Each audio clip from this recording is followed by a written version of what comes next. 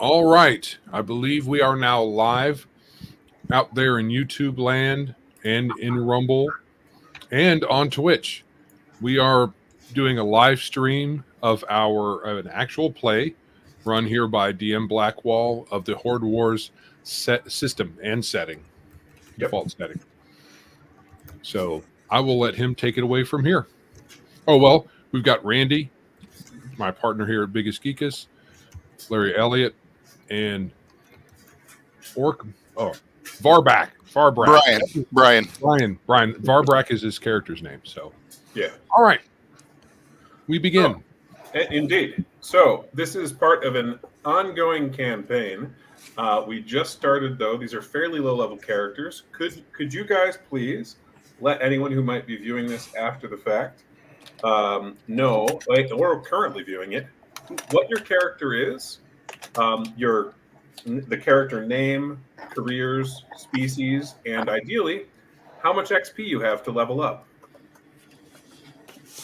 Just kind of going around like Randy, then Joe, and so on. Oh, okay. Joe, why don't you go first, bud? Oh. I can go first. I don't know. So, yeah. I am playing Durkhan. Durkhan is an elf assassin red wizard. He is one experience away from leveling to second level. Currently first level. Is there anything else you wanted me to share, or is that it? I didn't catch all. That's it. All right. I'm playing Dominus. He is a acolyte priest. He is a human, and he has just leveled to level 2, and he is about to dominate all life.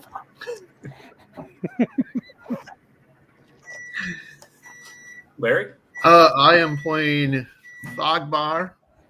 He is a orc assassin Viking, and like Joe, I am one mod away from leveling up. Perfect. And Brian? I am playing Varbrack, an orc mercenary thief. I am 3 experience points into my second level, and I am a brawler. I punch people, and I do a lot of damage. I concur. Yes. All right. Perfect. And we have one player who will not be here this evening. So if you're able to, the next time we stream, that's Tim. So we'll let him introduce his character then. And yes, it is. It is a rough bunch. Now, if you could, Brian, could you recap the last session or the highlights of it so that the people watching know where we are currently? Last time we were trying to defeat a lich at the silver mine east of Grimstead, and we went round and round with this creature, and we ended up at one point everybody fell down in the party, but we ended up getting back up and saving the day. And we headed back to town at the end of the session. Yes. Do you remember? I believe it was Larry who helped. Was one of the ones who helped kind of drag everyone away. Yeah. Now, did you ultimately defeat the Lich? Well, I believe the phylactery is still out there.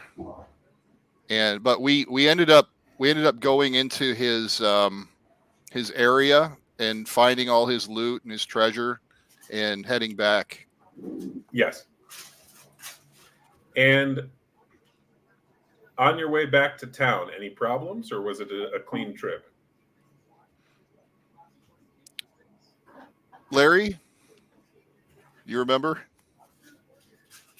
It's been a couple of weeks. It's been a couple of weeks. I thought it was a pretty clean trip back, wasn't it? It was. Surprisingly. We got lucky. Smooth, yeah. Yeah.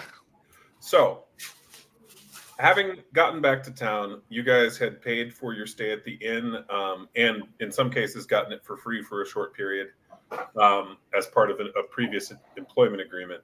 So, you've had a couple of days to rest at the inn to regain your health to recover from up to 1 level of affliction, and for your abilities to recharge. You're reinvigorated. And I should ask what it is that you are planning to do now that you've managed to recover in a relatively safe place. There are outstanding things that you've got going on.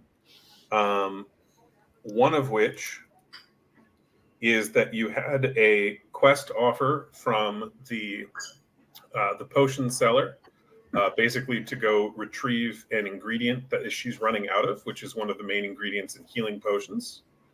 You had also, and you've already, of course, rescued the blacksmith's son. You also have a potential quest in the form of let me quick grab it here. There we go.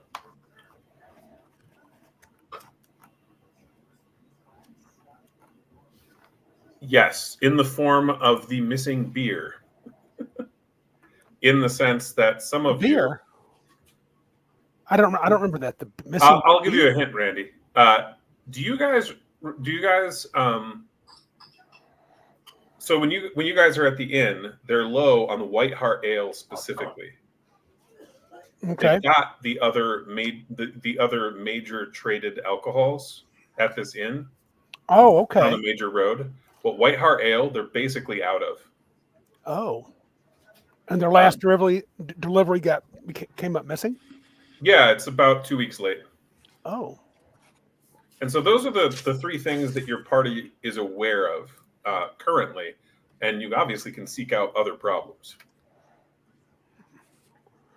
Well, if I'm fully healed, I do want to take a few moments and go to the church, see Brother Thomas, offer some tithings, and then I'll come back and I'll do whatever the group wishes. I do need to buy some potions as well. So I tell the guys that morning that I'm going to go do those things, some running around in town.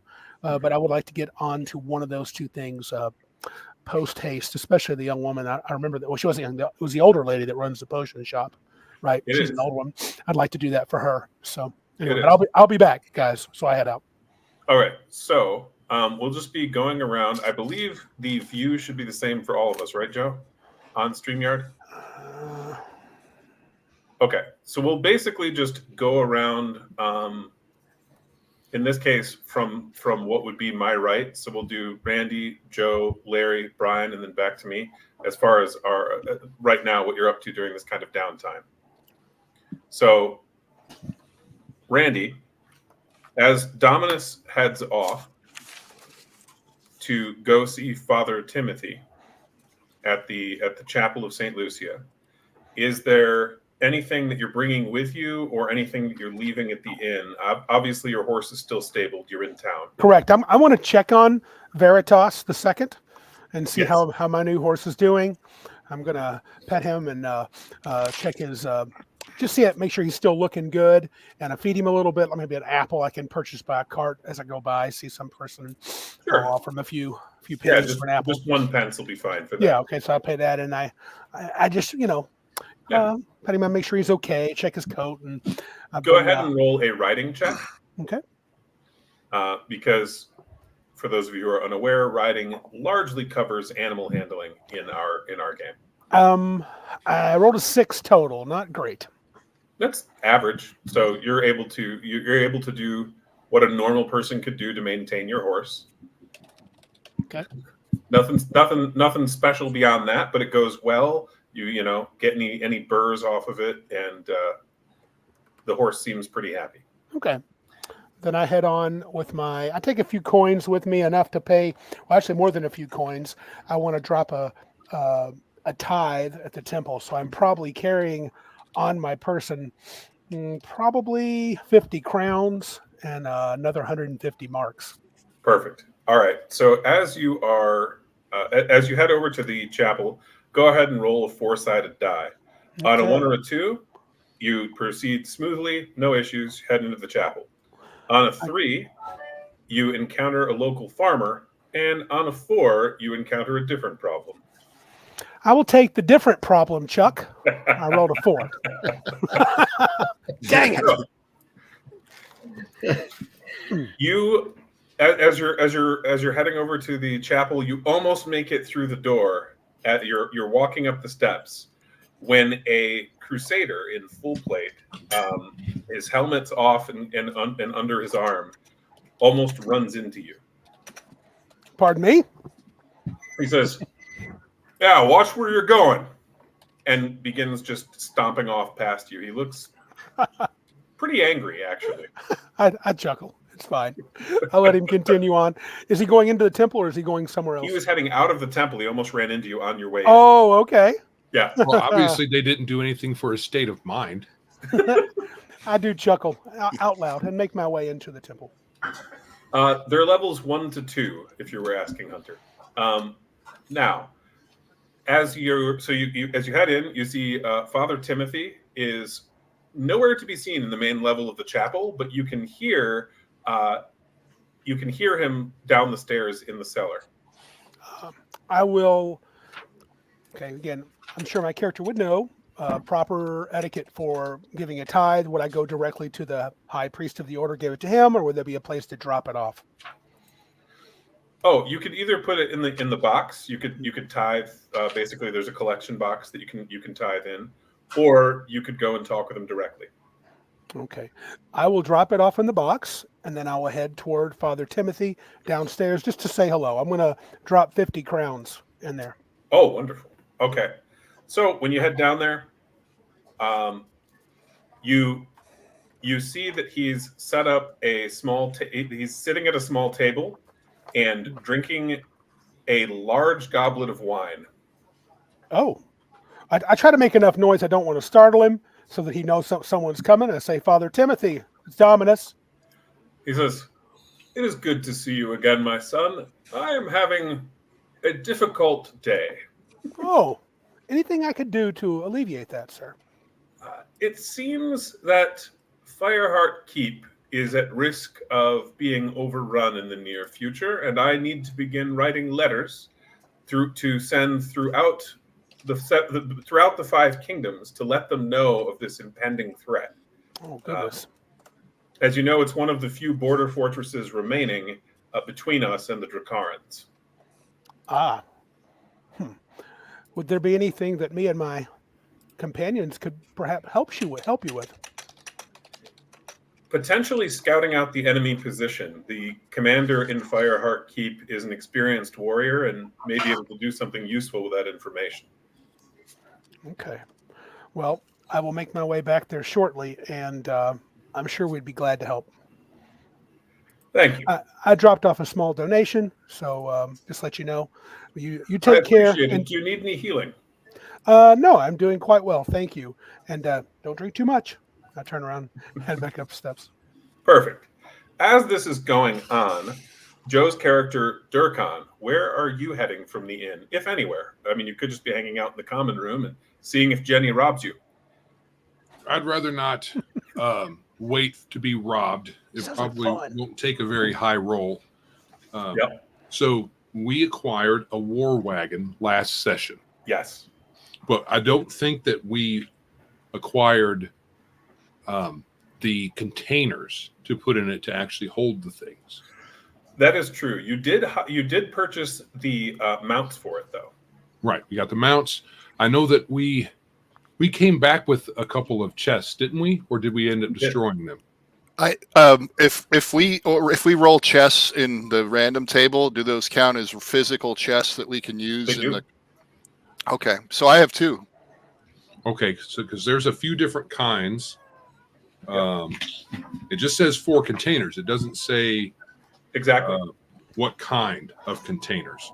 So we could we can use what we have and then pad the rest with better ones if we can get better ones. Yeah, or if there are better ones. Yeah, for sure. I mean, there would be a limited quantity of some of them, but you could certainly pick up. Let me quick flip to it. Yeah, I've got it right here. Perfect. So we've got, I guess the most expensive one is an iron treasure chest. I guess the DC is an unlocked DC. Correct. Or the Or DC break. to damage it. Okay. All right. It holds 12 standard items. So does a oak treasure chest. It has a slightly less. There's a 12 DC of 12 to open, but DC 14 is pretty good. 100 marks for us isn't a whole lot. That's true. So that's what an iron treasure chest costs. Yep. So where would we pick one of those up? So in this town, there's a total of one. How many? Smith Pardon could me. make more though. How many total treasure chests did we recover from the Lich's lair? Could we count those towards You the got total? 4. Those would all be oak. Okay. Well, why don't we just use those for now, and then, Yep. and then we don't sure. have to spend any money. Sure. Yeah. All right. And now, looking at these items, it says medium object. Yeah. Does medium or small or whatever, does that make a That difference? is relative to character size or like space on the on a battle map. So Okay, not in the chest. I mean, not in the war wagon. Correct. Okay, so we could have 4 a cask is the same space on the wagon as a treasure chest. Yep. Because a wagon is meant to haul goods. Or a sack. Yep. That sizing is essentially so that you know if you're like trying to carry these objects, how hard is it? Like a small object is smaller than you. That's something you could probably lift. Whereas the medium ones, you're probably going to need a friend to help you carry it. Okay. All right. So we have 4 treasure chests, each of which can hold 12 standard items. Yep. And you've also got the keys to those chests. Right. Which Right. may come up. So since we have that in hand, I don't think there's anything else I wanted to do. We talked about, like retainers and folks someone to carry Durkan's stuff while he's walking around because he doesn't want to. We paid for one. We paid for a porter. A porter. Yes. Okay. For a year. A porter. Yep. All right. I got his name somewhere. I don't know if there's anything else. Maybe what I'll do is I will wander. Durkan will wander around town and see if he sees anything interesting. Maybe he can find a street vendor with like a street food vendor or something like that and just take a tour around town. Absolutely. So you're able to find a local farmer who's selling some fresh fruits and vegetables pretty easily. Pricing, if you'd like to buy more than just like an apple or something, is available. It would be on page, let me find the page number for you.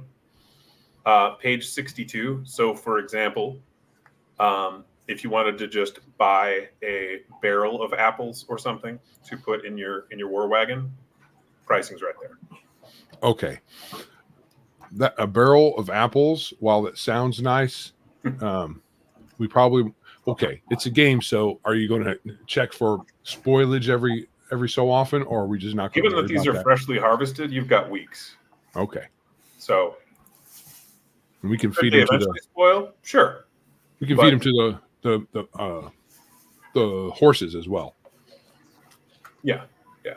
But the same deal for anything that local farmers would have. So they're not gonna have like the named alcohols. They have local grog, but they would have like ham, cider, cheese, apples, drinking water. Cheese sounds good. How about a round of cheese? Yeah, absolutely. Then he can use his knife to cut bits of it off and eat as he's walking around. Perfect. You got that picked up. Do they have grog light? They do not. It's not a thing. Meanwhile, and I should have you roll for complications. So D4 on a 1 or 2, it was otherwise a pleasant trip around town. On a 3, you encounter a local farmer. On a 4, different problem. 3. Perfect. Farmer Knob comes up to you and asks, and thanks you for your heroism in protecting his wife and children. He is super enthused about you and your friends helping clear out monsters from the area, and he actually is bringing you a gift of a sack of grain from his farm. A sack of grain. Yep. How very nice. Thank you. I will take said sack of grain, and thank you very much. We love to help. I and my friends. So who could I take the sack of grain to have it milled or whatever? Durkhan doesn't know what to do with it. It's pretty common. Like you could just roast it and eat it, or roast it and mix it with water or milk and eat it. That would be a pretty common thing for the period. You could also go to a mill and have it turned into flour to make bread, but basically you can make a version of porridge or cereal just right off out of the sack. Oh, okay. And that would be something Durkhan would know. Yeah. I'm assuming. Okay. Yeah. Now, meanwhile, can I put this sack inside one of the chests?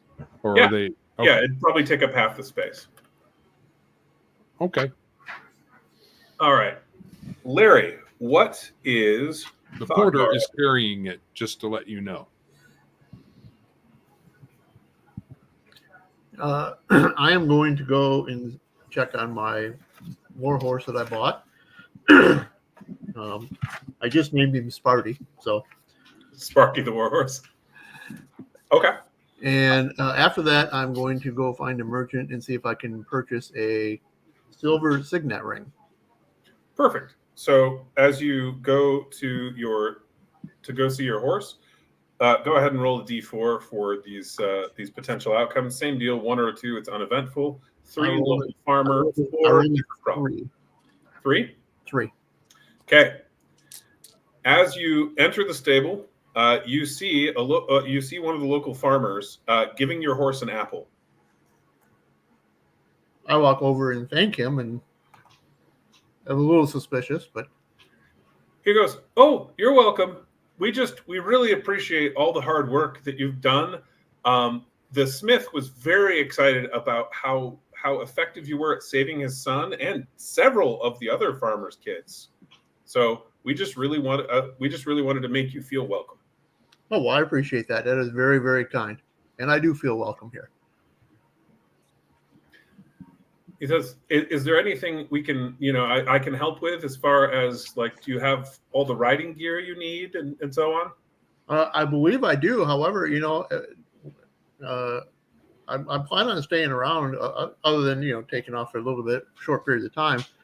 When we're in town, if you'd like to take care of my horse, I'll gladly pay you a couple crowns for it. Oh, I would love to. So this farmer's name is Michael. His farm is about a mile outside of the town walls. And so he and his family are pretty regularly in danger from the things in the woods.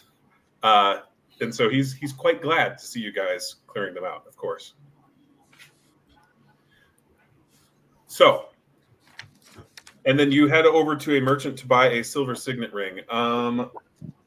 I assume you'll be heading to the smith for that. If he's the one that would have them, then yes. Yeah. So when you go over to the Axe and Blade to go talk with Balfour, let me quick get the cost on that up. I believe it's 50 marks from what I looked earlier. I believe you're correct. Let me double check, though. Yes. When you go see Balfour, he goes, "Right, good to see you again, Governor. Very nice to see you again. How may I help?" I am looking for a silver signet ring. Do you care what's on it? No, not really. Perfect. I recently acquired a signet ring that may or may not have been stolen from the dead, but if you're not worried about that, why don't we say 4 crowns? 4 crowns. I tell you what, that's 40 marks, correct? Mhm. You know something? You have been good to me so far in my time here. I will pay you the full 5 crowns. Really? Well, I do appreciate that. You And are I'm you are sure- kind. You are I a also, kind of course, gentleman. oh, go ahead. You are a kind gentleman, and an honor to your profession. Well, thank you. So he gets you the signet ring. On the signet ring, you see that there is a that it's of a manticore. That's what would get pressed into the wax, with a bar across it. Now, go ahead and roll a history and law or an art and culture check. Your choice. I'm sure you get double bonus on that, don't you, Larry? Yeah, let's see here. Yeah, nothing.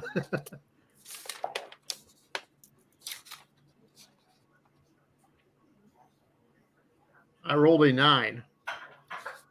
And which skill did you choose to use? I have none of those, so I just It doesn't rolled a matter 9. for outcomes, though. What's that? What I tell you is based on the skill that you used, as well as the roll. So what was? I'm sorry. What was the choices again? So it was art and culture or history and law. Art and culture. Perfect. You know that in general, the manticore is seen as a terrifying animal, a terrifying beast, and that it is culturally significant in Mercia, both because of many Mercians having died during the fighting with the Dracarans to manticores attacking them, just because they were in the manticore's land, but also because the royal house of Mercia uses a manticore in its heraldry. Okay. Now, Brian, what is Varbrak up to during this time?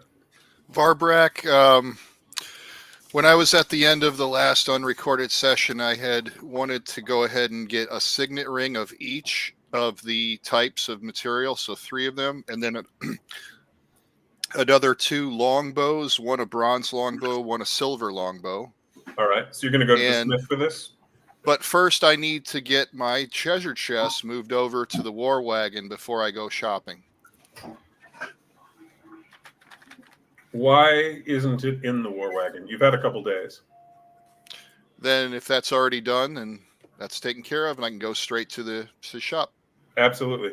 So when you head over there, you recognize Balfour, and you guys had previously saved his son's life, so you know he likes you reasonably well.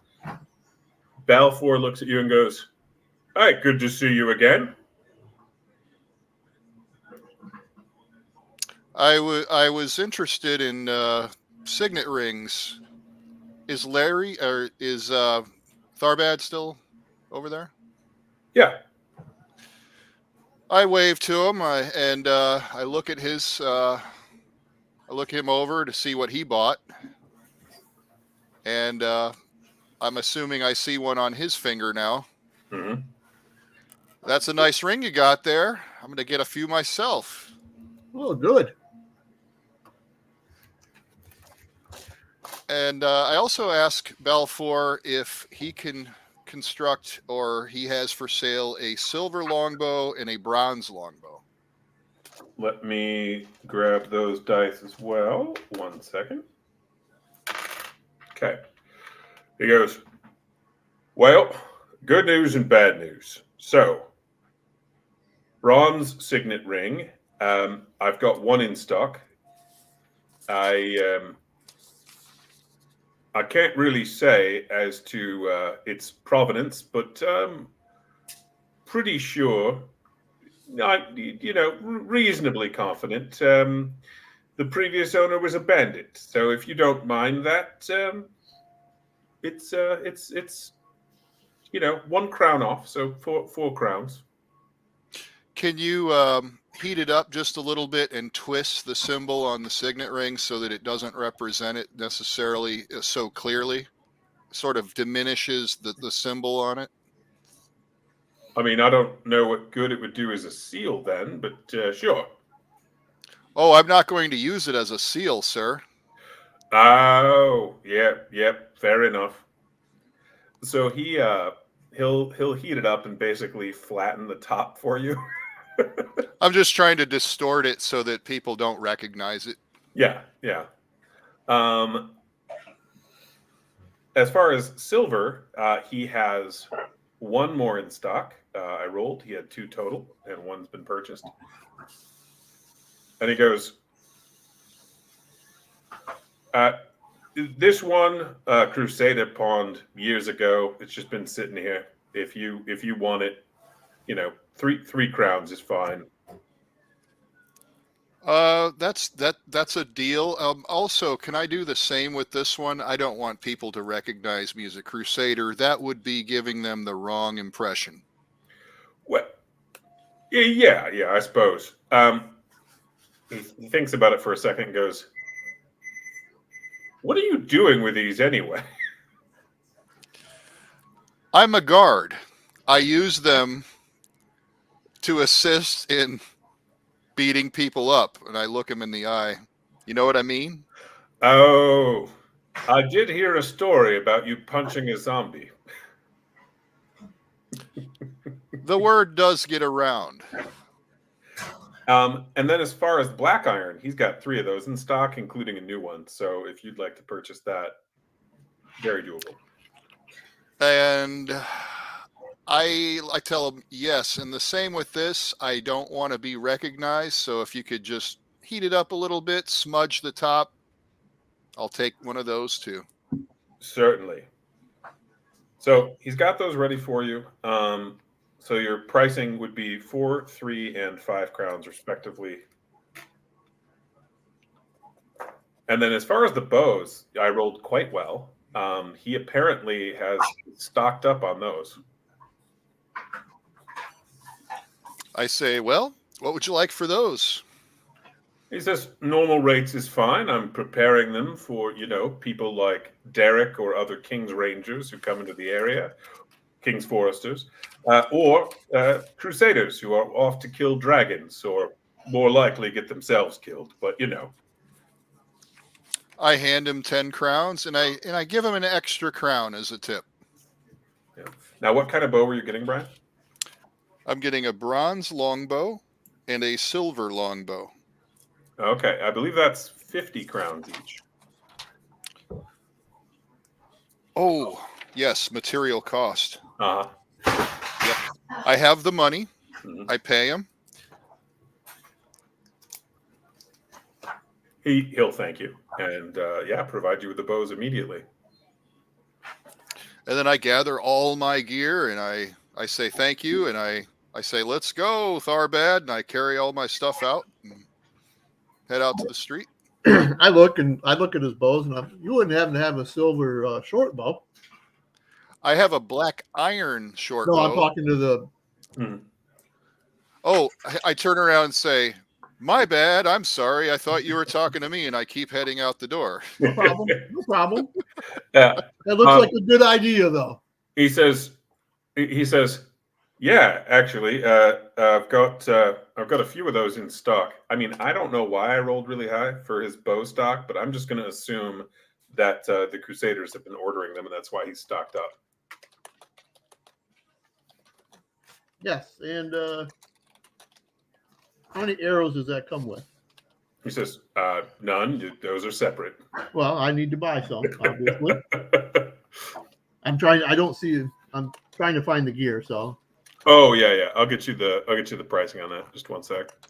So as far as the bow itself, you're looking at 25 crowns. 25 crowns? For the special material, yeah. It'd be 25 Oh, for the marks special for a material. normal one. Yep. For the Yep. special material, 25 Yep. crowns. Yep. Gotcha. And then the arrows are 5 marks for every 10, or half a mark an arrow. So I will buy. I gotta remember how much I can carry here. So Yeah, every 10 is one standard item. right. I got my war host, so I can put a couple on there. Oh, yeah. So I will buy 20 arrows, Perfect. and so I'm just going to give him an even. Let's see, 5, 10, 26 crowns. 27. I'll round it up to 27. Sure. He'll, the smith will look at you and go, "You're preparing to kill something, I take it." Well, you never know. But yeah, probably. Things just turn out that way. I understand, and I'm sure the innkeeper does too. If you ever get bored, you should ask him about the last blood moon, and try to make sure he drank something first. Oh, okay. Well, since I'm staying there, I'm sure we'll have plenty of time to chat. Now, after this, within an hour or two, you guys would be reconvening back at the inn, not only to pick up your stuff, but also to decide what it is your adventuring band will be dealing with today. Now, I am going to mute myself a moment and quick go refill my glass and this kind of thing. And what I would like you guys to do is actually discuss, for the viewers as well, what it is what quest you plan to go on. Just as a reminder, you're aware, Randy, you've got that one at Fireheart Keep. Yep.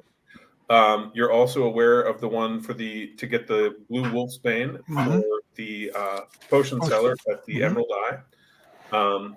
You're also aware of the quick jump to it. You're also aware of the shortage of White Hart Ale at the inn, and yeah, I think that'll do for now. So I'll be right back, and you guys should discuss what it is you're going to do. Gentlemen, I know we have the potion maker. She needs us to gather that wolfsbane, and I feel sort of obligated on that. But Father Timothy let me know of something that might be more pressing. Fireheart Keep is in danger of being overrun, I assume, by the Dracarans. He mentioned them. They are in need of the Crusaders there, and Father Timothy. There's a need of someone to do some scouting for them, I guess, of the forces, of the Dracaran forces. I feel like that should be a priority, but and I would submit that we should do that, but I also am willing to go with the potion maker, because we've made her wait for a while, granted for good reasons. I mean, the Lich did take priority, so to be fair. So I would also say it's probably of vital importance for our characters to restore a staple here in town of that ale. It's probably a moral quandary if we don't do that. We probably have partaken in quite a bit of it. I'm going to disagree with that. Well, that's okay. It's okay to be wrong. Dominus. Luckily, I'm not. What we can also do is find out from these folks who know the whereabouts of, or pointing us in the right direction, to see how these things line up. So Fireheart Keep, where the Wolfsbane is normally found at, if people know, and the ale supply probably comes through the trade routes, I would imagine. So if we find out what that trade route is and how all these things line up, we might be able to take on a couple of them, or maybe all three. On the way out there, we look into the various things, at least get a lay of the land, and then go from there. Because we're just supposed to, for Fireheart Keep, we're just supposed to go out there and look, right? See what see what's going on. He said scouting, so Yeah. yeah, that would sound like it. So Scouting, gathering, and restoring a trade item. So we And I might be did- able to line those up. I did run into literally almost a rather gruff crusader. He could have been reporting of the situation in Fireheart Keep. So, The question is, which direction is all this in? Because can we do two at once? Can we do the scouting and then also do one of the other? Yeah, that's what I was saying. Yeah. To see how they line up if they do. So the missing ale would be coming from the north, and so that's towards the rest of the Kingdom of Mercia. You're on the southern end of it. Fireheart Keep is south of you, but on the same road. And so the Blackbriar Road leads from up in the north down to the south and culminates, it ends at Fireheart Keep. So, and that's about 30 miles south of where you are now. Your other location that you're asking about is a ruined chapel, and that is, find the direction, 30 miles west into the Witchwood. So depending on what you wanted to do, you could potentially go north looking for the ale and then double back down through Grimstead and then head down to the keep, or the reverse, and be having the advantage of staying on the road, which you do travel faster on the road than in the woods. Less encounters too. We've got a wagon now. yeah. So that third place you were talking about, the chapel? Yeah, so the blue wolfsbane the closest patch that they're aware of grows near a ruined chapel in the Witchwood. Oh, that sounds convenient for someone. Well, it's the older lady that makes the potions. My character would probably know this. Would I purchase healing potions from the temple or from that lady? I still Most have likely. some in my room. Don't forget. Hold on, I didn't hear you. I still have a her. couple healing potions in my room. Sorry. Blackwall. What'd you say, Blackwall? I'm sorry. From her. Okay. Well, I have none, and I was thinking to get a few. 30 We should at least miles. all have one. 30 miles is a good trek for us. Mm-hmm. Hop, You skip, know and a jump. I could run to Father Timothy again, and I feel like it'd be kind of stupid. He definitely made this sound like something it's on his mind. He was drinking, so he's very concerned. Mm-hmm. I guess it's not that I don't want to. I kind of feel bad leaving this lady hanging, but it is something that's kind of a side thing that she could use. She's a potion maker. I don't know. There might be something interesting. That's an old abandoned chapel. Yes. Yeah. There might be something interesting there to find. How many arrows do we have in the war wagon? Did we buy extra arrows? No, not that I know of. I would We like have- to, before I forget, I'd like to stock up on like a barrel of arrows or something just for the wagon, so I can shoot from the wagon.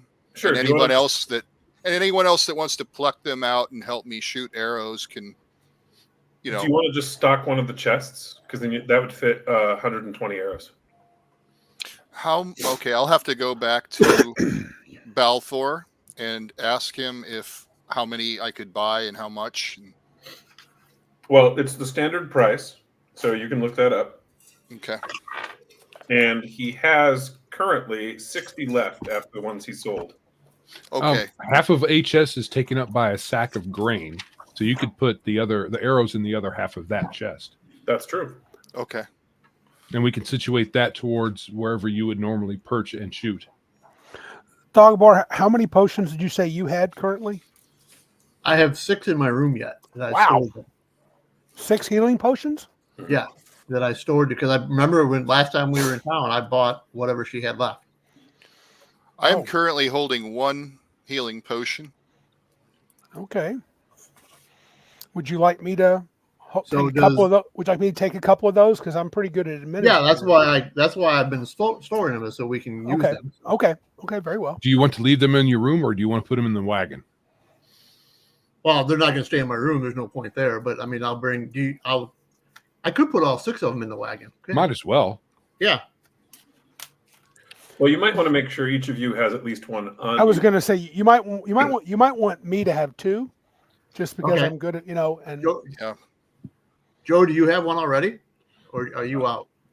I'm out. We all used our potions last. So I will give you one. I will give Dom one. Barback, you said you already had one, correct? I've already got one. Yep. And I'll keep one because I didn't have any either. So we'll put 2 in the war wagon. Okay, hold on a second. Hold on. So you're going to give us, that would be, you keep one, that's 3. There's 3 left.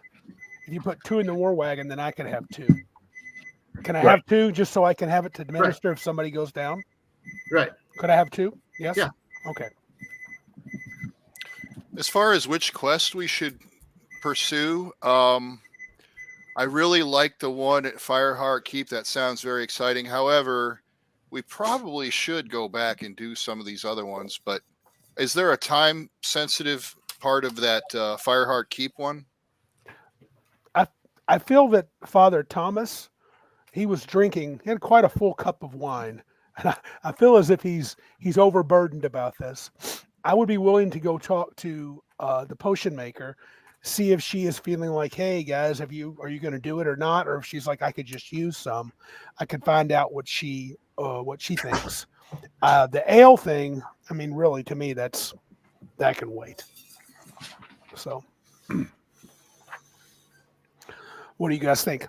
I obviously think Fireheart Keep is the only. To me, it seems to be taking precedence. What do you guys? You guys feel I the don't same have a thing? preference on how we do these, so why don't we just do that? Okay. And That's someday 3 we got to at go least 3. back to that ogre fortress and Oh, right yeah. that wrong. We do. Slay them all. Oh, Yeah. Frickin' ogres. They were unbelievable. Well, now that we're a little bit more careful and have upgraded our gear a little bit and characters, I mean, we can wait until Thogbar and Durkhan both level. Maybe next time we meet, go out there if we're not already kind of stuck somewhere. Mm-hmm. So, with your war wagon and the war horses pulling it, will any of you be riding separately? Like Randy and Larry, you guys have mounts that you could be riding separately if you're not in the wagon. I will be riding separately. I'm riding separately. I'm in the wagon. I don't have a horse. Okay. I do not have a horse either, but the porter, I think we said the porter would be driving. Correct. Yeah. Cool.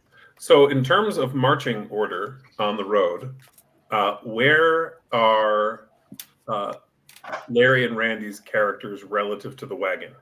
Ahead, next to, behind? I don't know if Larry's got a horse. Larry is definitely Larry. I have no problems taking the lead.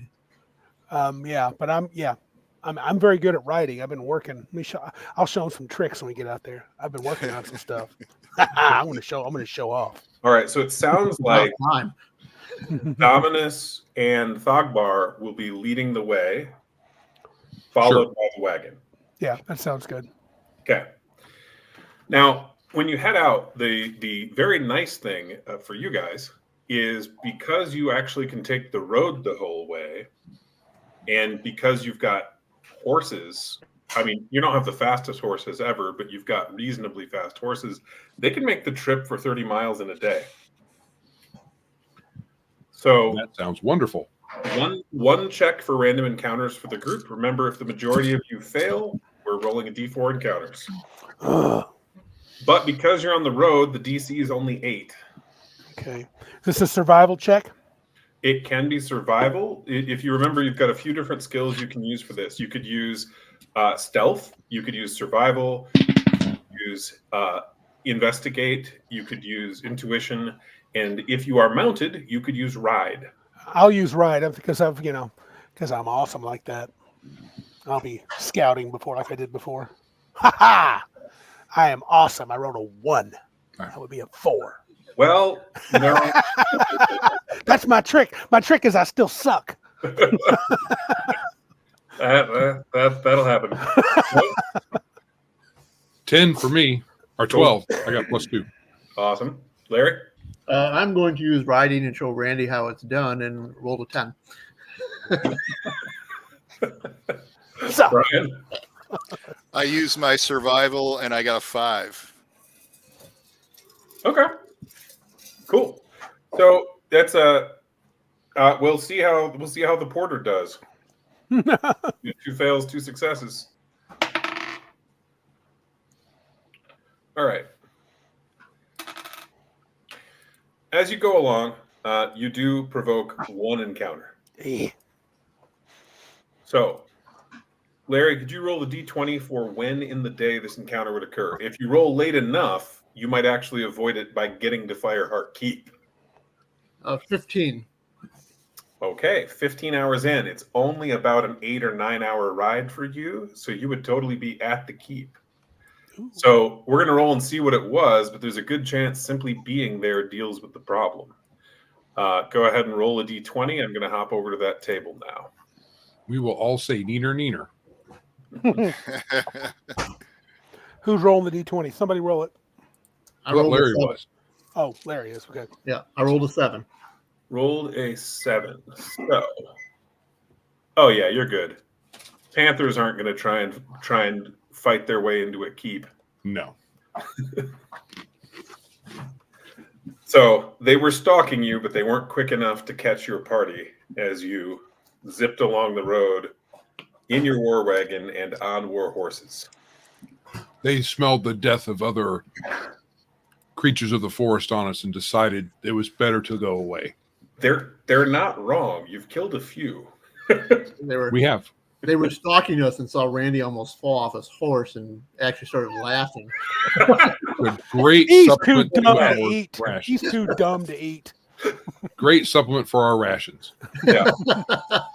So when you get to the outskirts of Fireheart Keep, the first thing that you notice is that this is obviously it's a Crusader keep.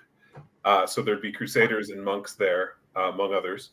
But there is a small town surrounded by walls around this keep. So it's keep, little town or village, walls, and then an additional set of defensive works in the form of a ditch all the way around it with spikes in the bottom of the ditch.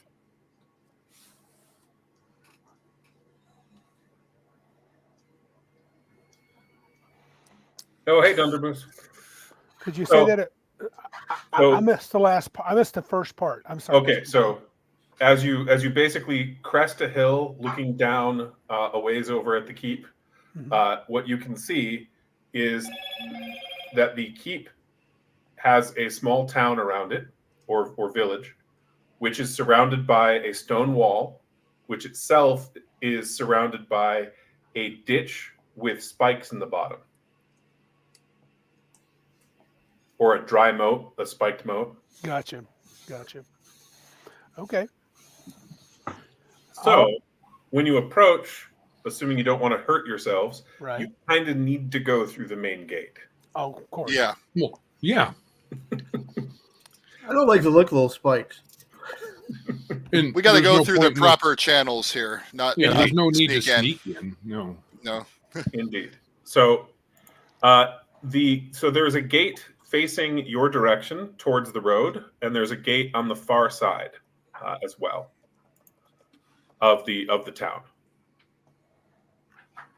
So as you get there, the detail on the stone keep is that it is heavily fortified and is 5 stories tall. Oh, wow. I look Well, over I at don't- Garbrack and say, "Hey, I bet you won't jump down and grab a couple of spikes and use them as spears." I laugh. Ha ha ha ha. You know me well, but I'm not that crazy.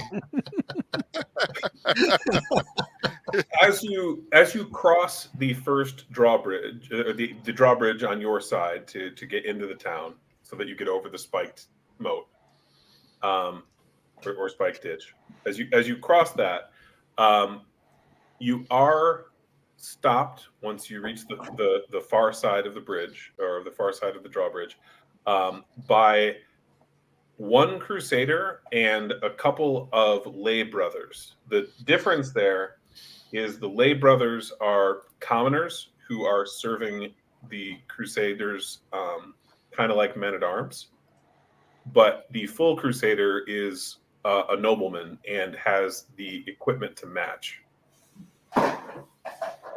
I raise my hand and I say, "Peace from the Creator to you. We have come to aid you. We have heard from Father Timothy at Grimstead that perhaps you would be in need of maybe scouts to give you some information about the movements of the Drakarians or something else. I don't know exactly the information. We just came to help and do what we could. I am Dominus Valkarum, and these are my friends. We're somewhat experienced, and we will not be a burden." So the man talking with you is tall. He's got, or that you're talking to, is tall. He's got curly brown hair, square jaw. He is probably in his late 30s or early 40s. He's an experienced warrior, and you can tell. Yep. He looks at you and says, "Dominus, you're well met. You and your friends hopefully are on time to help. I have done my best to scout out the enemy positions, but unfortunately, more and more of our scouting parties fail to return or come back with conflicting information. It's clear that the Drakarans are amassing some kind of force on the other side of the mountains and are preparing to come through and destroy us. But the exact nature of that force, when they'll arrive, and if we have time to get reinforcements, we just don't have any information that we can rely on. So, yeah, I know if you and your friends are willing to do that, get us good, reliable intelligence, that Lord Stephanos would be happy to pay for that. Well, you can count on us. That's what we're here for. One night's rest, we can leave in the morning. What were the size of the Drakaran forces based on the report you heard? Well, he says that's the problem. We're getting conflicting reports. Some attempts at scouting don't come back at all. Others come back reporting seeing no additional Drakaran forces in the region. Others have come back reporting seeing an entire legion's worth of Drakarans. All right, then. Do you have one or two men here very familiar with the area that can travel with us or give us ideas where to go? The man you're talking to is Sir Godfrey. He says, "If Lord Stephanos agrees, I would be happy to accompany you. But he is the Grand Master. You will have to speak with him." Very well. I say we go to that, and thank you, Sir Godfrey. Good day. He wishes you a good day as well, and he and the lay brothers wave you through before raising the drawbridge once again. Once we come through, I want to keep an eye on is this mostly as a fort, am I seeing soldiers? Are there not too many, like I would say, women and children about, or is this more of was it a town? Yeah. You said there's a town around, so I guess it is a town. There is. So there are a reasonable number of women and children, but it's not. So there are, like, some of the men, their wives or children are here, but a larger than normal percentage of the women are ladies of the night. I just had a thought, guys. Since we're going to be in the desert, you want to stock up on water? So you guys can obviously do that, but the other details to know about the settlement, the civilian population is probably only about half the total number of people here. there are a much higher than normal number of soldiers here, because they're coming from throughout the 5 kingdoms to kind of help hold the border and attack the Dracarans when they can.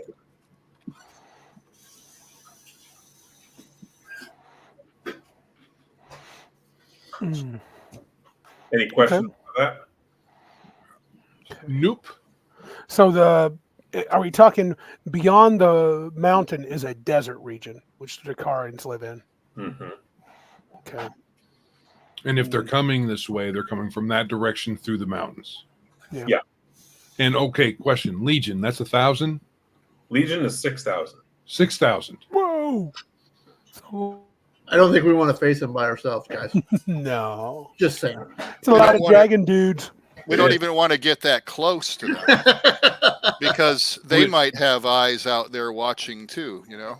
We would need at least 296 others and find a very narrow pass. Player Card happens to be in a narrow pass through the mountains. It's why it's here. Oh, yeah. But we still, us four, would not be able to take on 6,000 and even in a narrow defile. So, of course.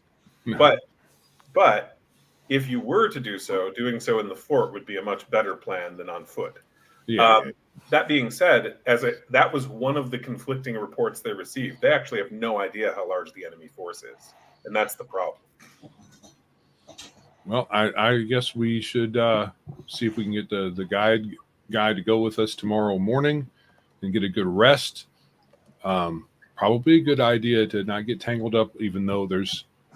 Did you say there's more ladies of the night than any other civilian type around here? Is that what you said, or just a higher than normal? More than normal, yes. Well, there's a lot of soldiers, so a lot of soldiers, a lot of that. One can follow the other, not always, but can. Quite frequently.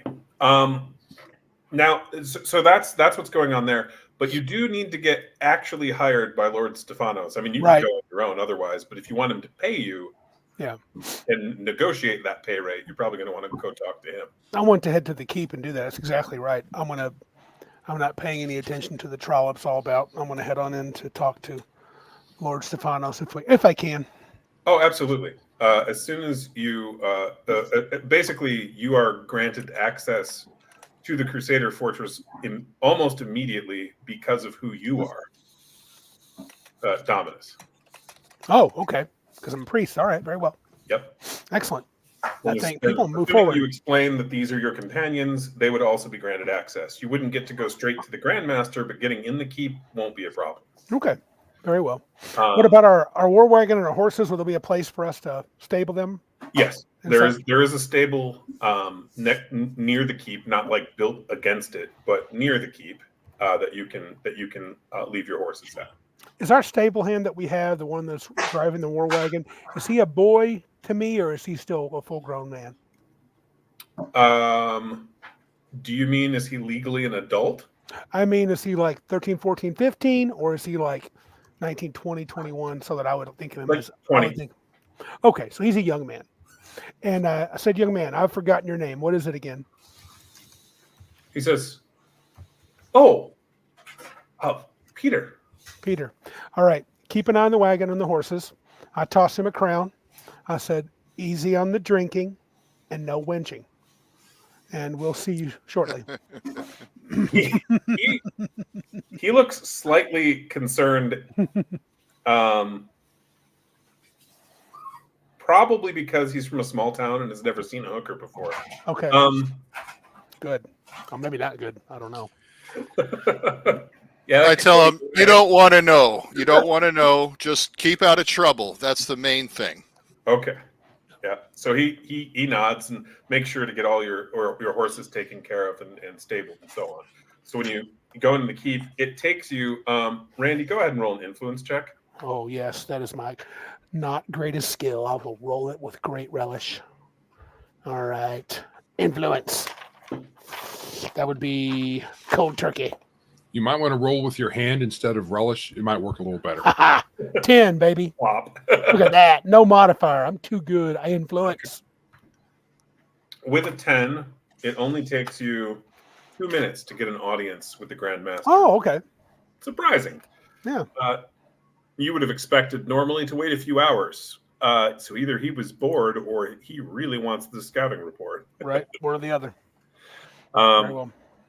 so when you and your companions are ushered into his presence, that is on the uppermost level of the keep, which is not normal. Normally, greeting halls are in the bottom level or two, like flush with the ground, not in the dungeon or not underneath.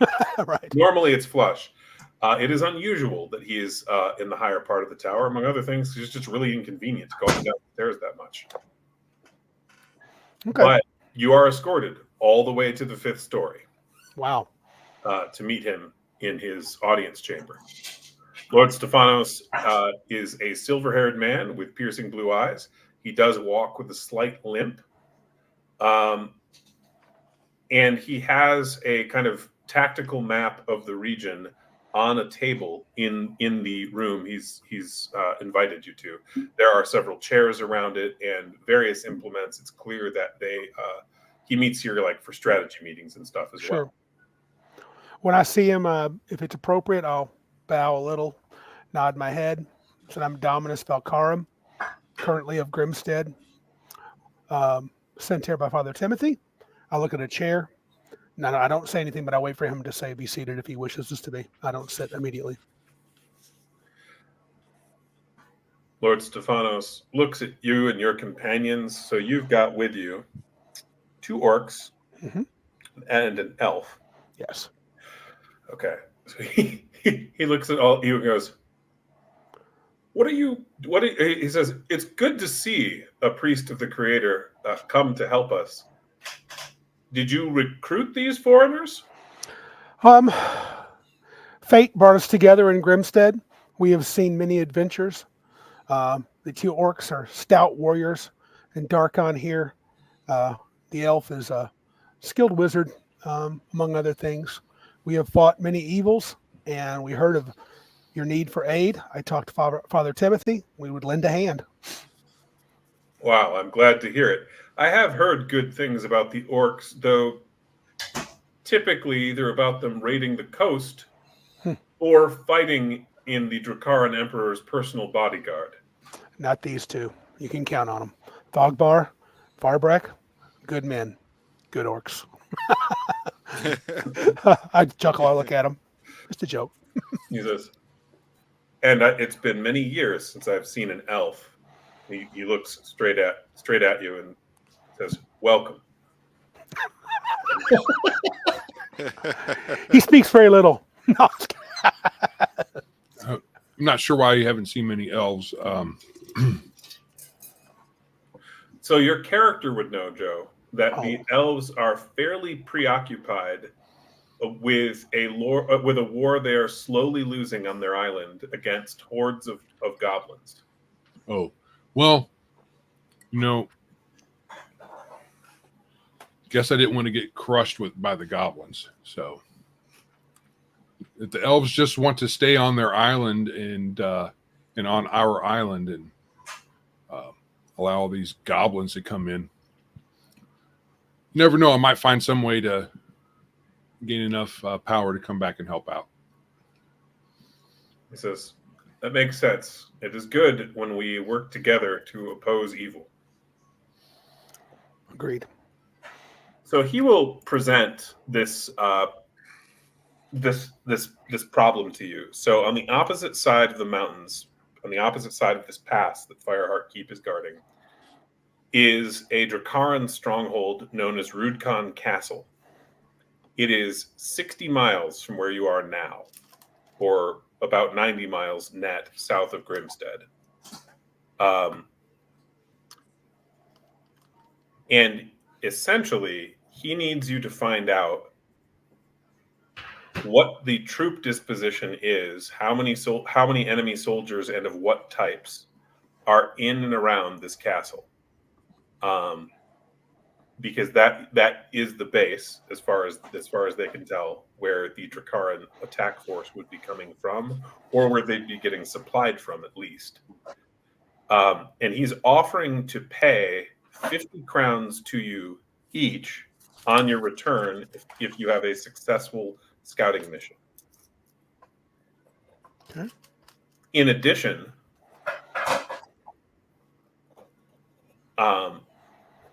he is willing to give you a map to a dragon lair that the Crusaders have scouted out in the past. Dragon lairs, by the way, this particular dragon lair has a goofy amount of loot in it. Should you successfully, I'm telling you, not him, but Mhm. should you successfully clear out that dragon, you're talking about 2 rolls on the loot table each. Sounds like a lovely map of death. I'm down with that sickness. Let's do it. Okay, well, I was going to now start thinking about our survival in the desert. Yep.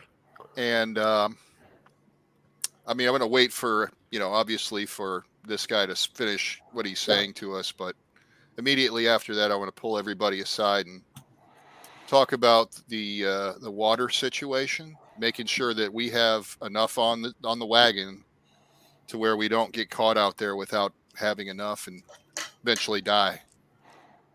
Are we actually crossing the mountains? Are we watching? We're going to be in the mountains watching there. Because you said there's a keep there that they occupy in the mountains. Yeah, a full castle on the opposite side of this pass. Yeah, we're not going to want to go. We're not going to actually be going into the desert.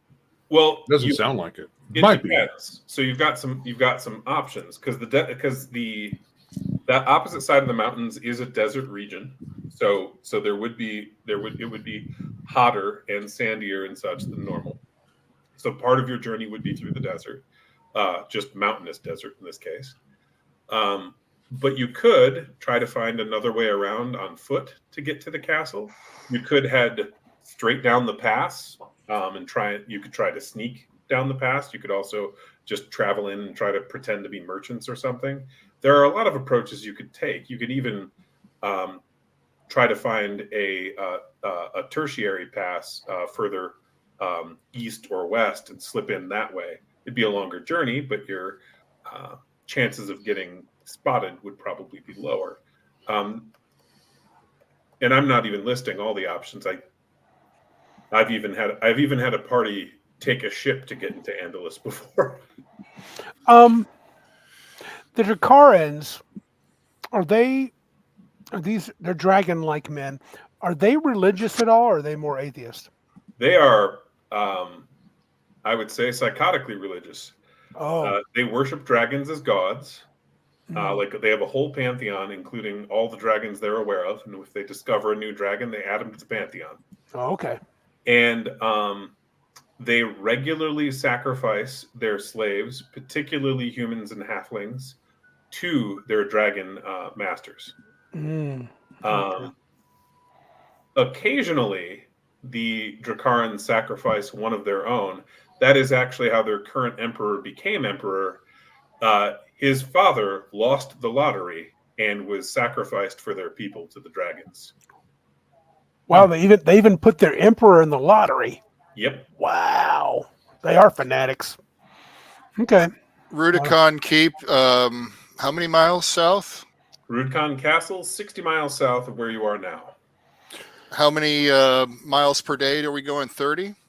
If you're taking the war wagon and Yeah. moving at pace, yes. That's a question, guys. I'm not sure we should take the war wagon. I've got 1 day of water on me. Well, if we're going into the mountains, at least hopefully at the beginning, or we'll come across a couple streams and we can fill some water skins. Okay, we need But to. I don't think we're going to want to walk 60 miles because I think we need the cart. Yeah, That's Okay. going to be a long journey. You guys, So- need the cart. I've trusted in you guys with survival so far. Okay, so- I'm good. I asked the emperor, would you be willing to allow Sir Godfrey to travel with us to show us maybe a faster, quicker, easier way? Go ahead and roll a influence or commerce check if you want, Larry. He has offered to do so if you're willing. I have neither, so let's hope. Yeah, I rolled a 2. All right. Even with the assistance from Dominus, Lord Stephanos goes, I'm afraid I need him here for now. Yeah, Fair enough. understand that. I thought we'd ask. Okay, so question: the desert, is that in between here and the mountains, or is it on the other side? So it's on the other side of the mountains, and so the further south you get, the hotter and more desert-like this mountainous region will get. Okay, so and this castle we're going to go scope out, or the direction, at least that direction. Correct.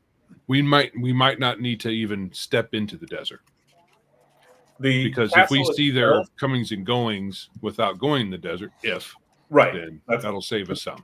potentially. Although So this climbing is the mountains in your war wagon maybe not optimal. No, we'd have to find a pass that Yeah. would fit the wagon. So this is almost like southern Arizona mountains. Yes. Would hey guys, I don't know if you know the two. I'm talking to the two orc, Varbrak and Thogbar. Are the orcs on some orcs on friendly terms with Dracarans or not? Could you two guys pose as slave traders, taking me and Joe as apparent slaves, and we get right inside the keep to get a good look? I feel like we need to try a little deception here if we want to get in, and if we're going to get any numbers inside the keep, we got to get in. And so, the war wagon would be a good usage then. And Peter, unfortunately, and I are humans, so we're right up the Dracarans' alley as far as slaves go. I'm not sure how they feel about goofy elves over here, but we got one. If we can get inside, you could pretend to be potential slave traders, or looking for more slaves. We could be your personal servants. We ain't got to go in there. You got to go there and give us away or sell us. But we could be your kind of act like we're your servants. I mean, I'm just thinking they would know, because some of the orcs, a lot of orcs, your people are pretty good raiders along the coastline. I'm not sure if there would be any kind of at least grudging respect between the two species. I explained to him, me and my brethren tend to burn very easily out in the desert. We're from the north. So very little contact with the Dracarans. But you would know, both orcs would know, that the Dracaran Emperor maintains a personal bodyguard of orcs. Okay. I mean, they would respect you guys as bad as you guys are awesome warriors. So I know they would respect that. I can try that. And that's just putting the thought. on a disguise and that's just a thought. If you guys think that's something we should try, I'm trying to figure out how we're going to get troop numbers. And I think I've just assumed we've left Lord Stephanos. Maybe we haven't. We're talking this out loud. Yeah. He's like, what do you guys? That's totally fine. You've already, yeah. Okay. I should have said we leave. Yeah. So well, let's go ahead and piece together our disguise before we head out. Sounds good. Well, I mean, that's just an idea I had. I don't want to be like, I'm not the. Well, I think we should put the disguise in the wagon if needed, for sure, because that's a good idea. I like your idea about posing as slave traders. Well, they would just be our servants. If we were slave traders, once we got in there, they would expect us to leave those three there. Right. I'm saying we don't want that, but they could be our servants, because you and I might want food every day, and well. I chuckle at Thogbar. I think, well, maybe if they, if we're having a bad day that day. No, my thought is, if you had us as slaves, they might want to buy us, and so you could say you could be slave traders looking to purchase slaves from the Dracarans, and then you could say we're your servants if they offer to buy us. Hopefully, you won't sell us. So, what do you think? Very suspicious. I might be running low on money. I'm out of potions. I'm out of potions. I'm gonna have to sell you, Randy. Sorry, Dominus. I wonder how much of our wagon they'll let us bring through. I mean, I guess we could try to park it outside, but I don't know. They're probably we're not going to know a lot of this until we get out there. And they're going to be questioning why we're bringing a wagon right straight from the.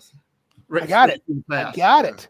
You used me. I was once a priest, and I got us past Fireheart Keep. No, you don't. You don't need that big of an explanation for having a cart. if you're doing long traveling, you need supplies, and the cart is good for supplies, and you need a sturdy one. So that's why you got the war one. So this is easy explanation. And all we need for disguises are peasant clothes. So I don't think we need anything elaborate. Sure. So as far as that goes, you guys can easily pick up that kind of outfit. Yeah, there's peasants all over the place. We'll just take their clothes from them. I mean, yes, you could. Awesome. Good idea. What alignment? You could. Might that backfire? Yes. Might. You can do that if you'd like. All these crusaders. Yeah, let's knock a couple of peasants over in the middle of Crusaderville. That's a great idea. Well, heck, why don't we just put a couple of whores in the back of the wagon and take them, and they're the slaves. Hey, you know what? We could use them as barter. Yeah, they're the slaves. They're the slaves we're selling them. Holy, who am I with? So, peasant's garb is cheap. It's 5 marks for an outfit. How about 2 casks? Can we fit 2 casks in the wagon? One with food, one with water? Well, you're going to have to get rid of 1 or 2 of your treasure chests. We can put Cask holds 2 weeks worth of food or water for an individual divided by 4. Yeah, you probably want a full barrel there. Yeah. Yeah, so just replace 2 of the chests for barrels and fill them up with water and food each. Mm-hmm. We might end up needing an extra wagon at some point. Yeah. Yeah. I'm trying to think what else we could bring. Water. I don't know what else. Rations and such, I guess. I mean, you can try to bring something to trade if you want, but... Well, we've got a cask, or we got 2 full chests, 2 empty chests. Yep. We're getting rid of 2 of those empty chests. You get 2 barrels, one with water, one with food. So that means that the war wagon is done. It's pretty full. Mm-hmm. Yep. Yeah. So for that, quick scroll down to it. So 1 barrel of drinking water is 25 marks. I will buy 1. And then you probably want, as far as the other food goes, something simple like a crate of flour.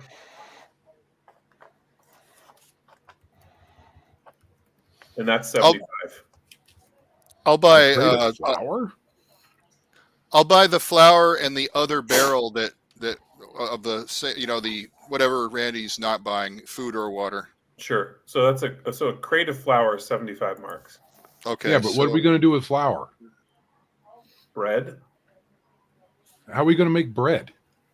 Well, we might be able to do a flatbread, I guess. Yeast is very light, but you don't need much of it.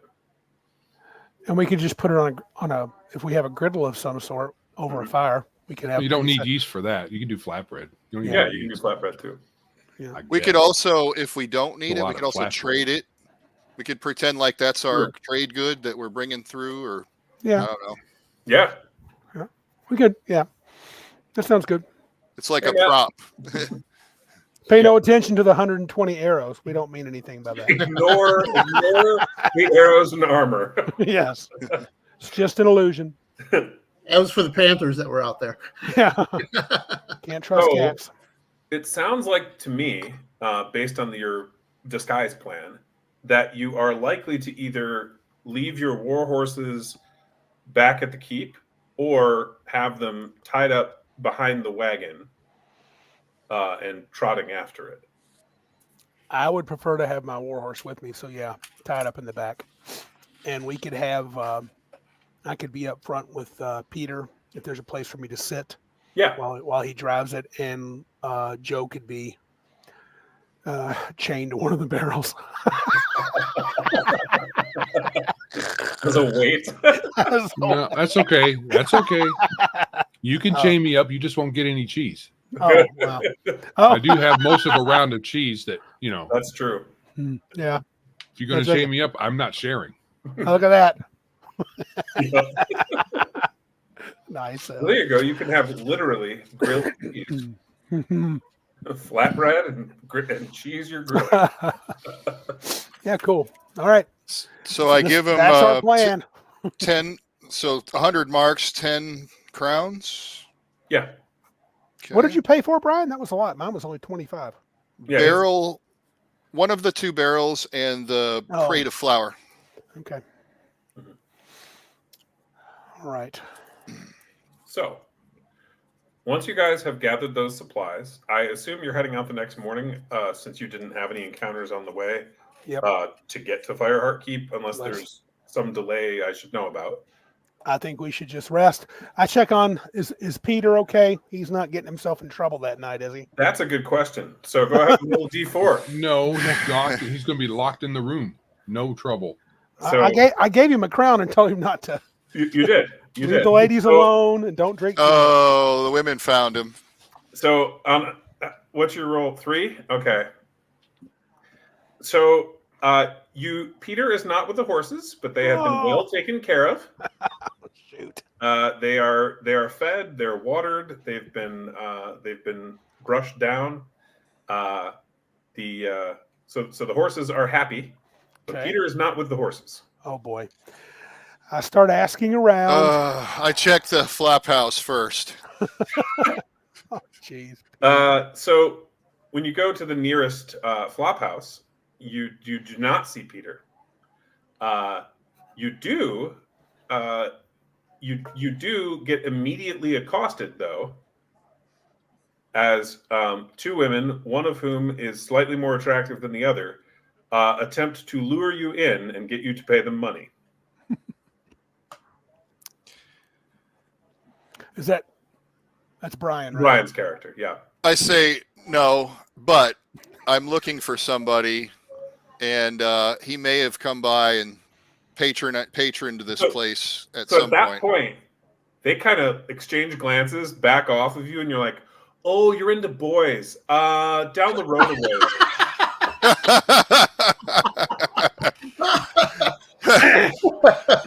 I go, You know, the men, it's down the road. Oh, jeez. Oh, I know what you're talking about. No. I'm looking for somebody who might have visited here. Oh.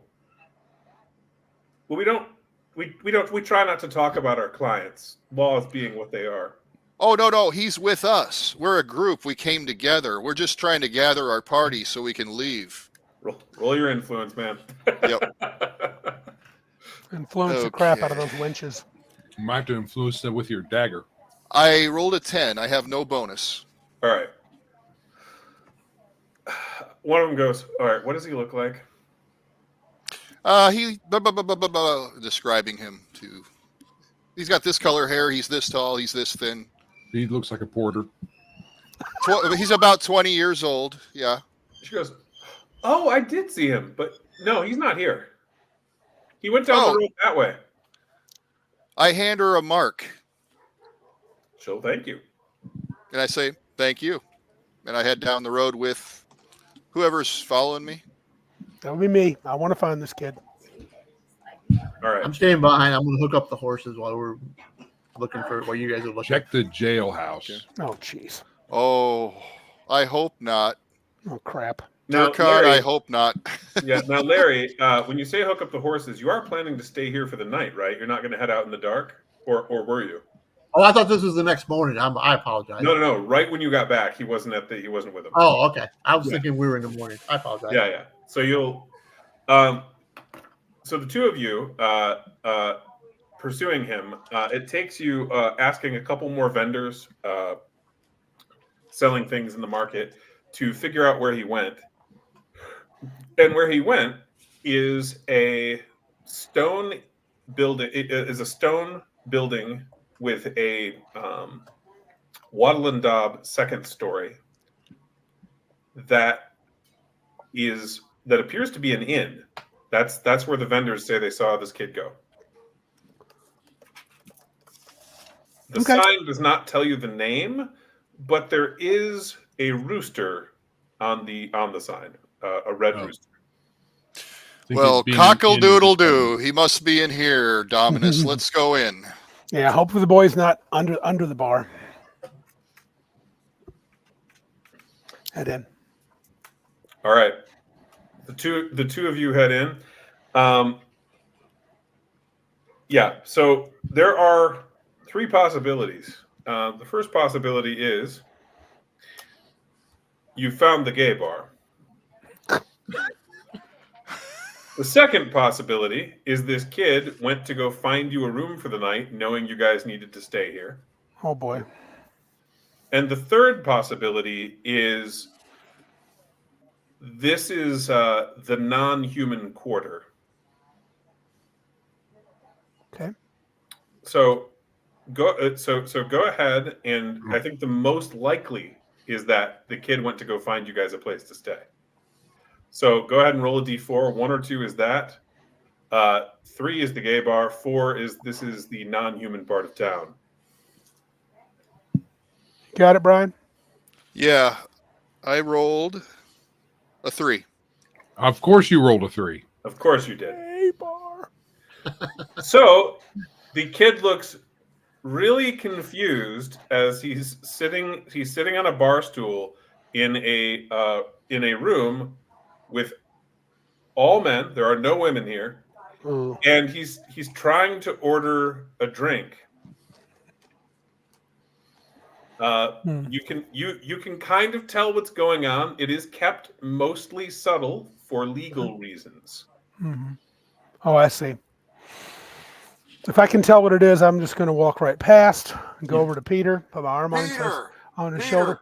Let's go, Peter. Let's go, sir. Go. It's time to go, I say. Yes. He's like, I just was trying to get some apple cider. I don't Come on. understand. Let's go. Come on, bud. You're in the wrong place. Likely excuse. Pardon me. Okay, Hey, don't you touch guys me. quick, get him out of there. Yeah. Skedaddle. He's like, okay, I was done with the horses and I wanted something to drink. Yeah, fair enough. We'll stop. I watch my back out the door. Several of the men are watching your back. I don't even look. Peter and I are leaving. Don't ask, don't tell. That's our policy. And I'm not asking. This town's only going to get a 3-star rating from me. We're going to take our traveler's checks to a competing resort. No, I mean this was this kind of thing would occur to an extent in the past, but because of the laws of the land, if they were going to do that kind of thing, they did that. No, that would not be open at all. Right. Be frowned upon at the there's probably Typically execution level offenses or wow. congratulations, you've decided to join the military. Yep. Or Yeah. you decided to Depending join. on what period. I mean, once Yeah. it got to the Renaissance, it was probably not as bad. Maybe a little bit romantic, a little bit past that. Yeah. Yeah. It wasn't like execution level. It's still they've had in Europe they'd had laws about that for quite a while. Indeed. Mhm. So the two of you, the kid still doesn't understand what was going on. The young man, the two of you totally know. Yeah. Once we get outside, I explain it to him in basic, but not not explicit terms. Just that's where guys that like men go. You don't need to be there. He is shocked. I know it is shocking. Let's go. I'll tell you about the birds and the bees on one of these trips. How do you know we're about to have a trip? The orc version of the birds and the bees. Bird grabs a bee and punches it right in the face. It's very romantic. Very romantic. You'll love it. You love me. You love me. Okay, so do you guys find a place to stay for the night, or do you choose to stay at the keep? You'd be invited to do so because of Dominus. I'm Hello, saying Matt. Yeah, let's stay at the keep, man. Hey, That Matt. sounds smart. How you doing, bud? Good to see Matt Barniger and everyone else. A lot of good folks in the chat. All right, so I head over to let's go back to the keep. So Yeah, Yep. we're not getting charged to stay at the keep, right? no. I mean, they're All right. quarters meant for like visiting monks and visiting crusaders. But yeah, it's free. You guys After staying there, the night passes largely uneventfully, other than you did hear a fist fight between a couple monks from different orders. Oh wow. Do they provide a meal? Oh yes, they provided both dinner and breakfast. Oh wow. Alrighty. Excellent. I said we get up early, crack of dawn, and get busy, man. Let's do our charade. Certainly. Now I should ask for Durkan. Durkan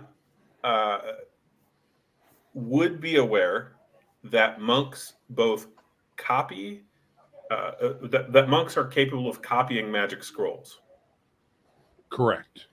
Yeah, Um, that makes sense. So they might have some on hand. yeah. We don't have any room for them. Well, that's fair. But that would mean, among other things, that they would be interested in acquiring any scrolls you might not want. Hmm. Is your character Darkon or Darkon? Dur, Dur. Okay. Durkan. It's confused. I like all of them really. The only one that's maybe difficult to put to use, perhaps, is shapeshift, Mhm. because not knowing the creatures very well and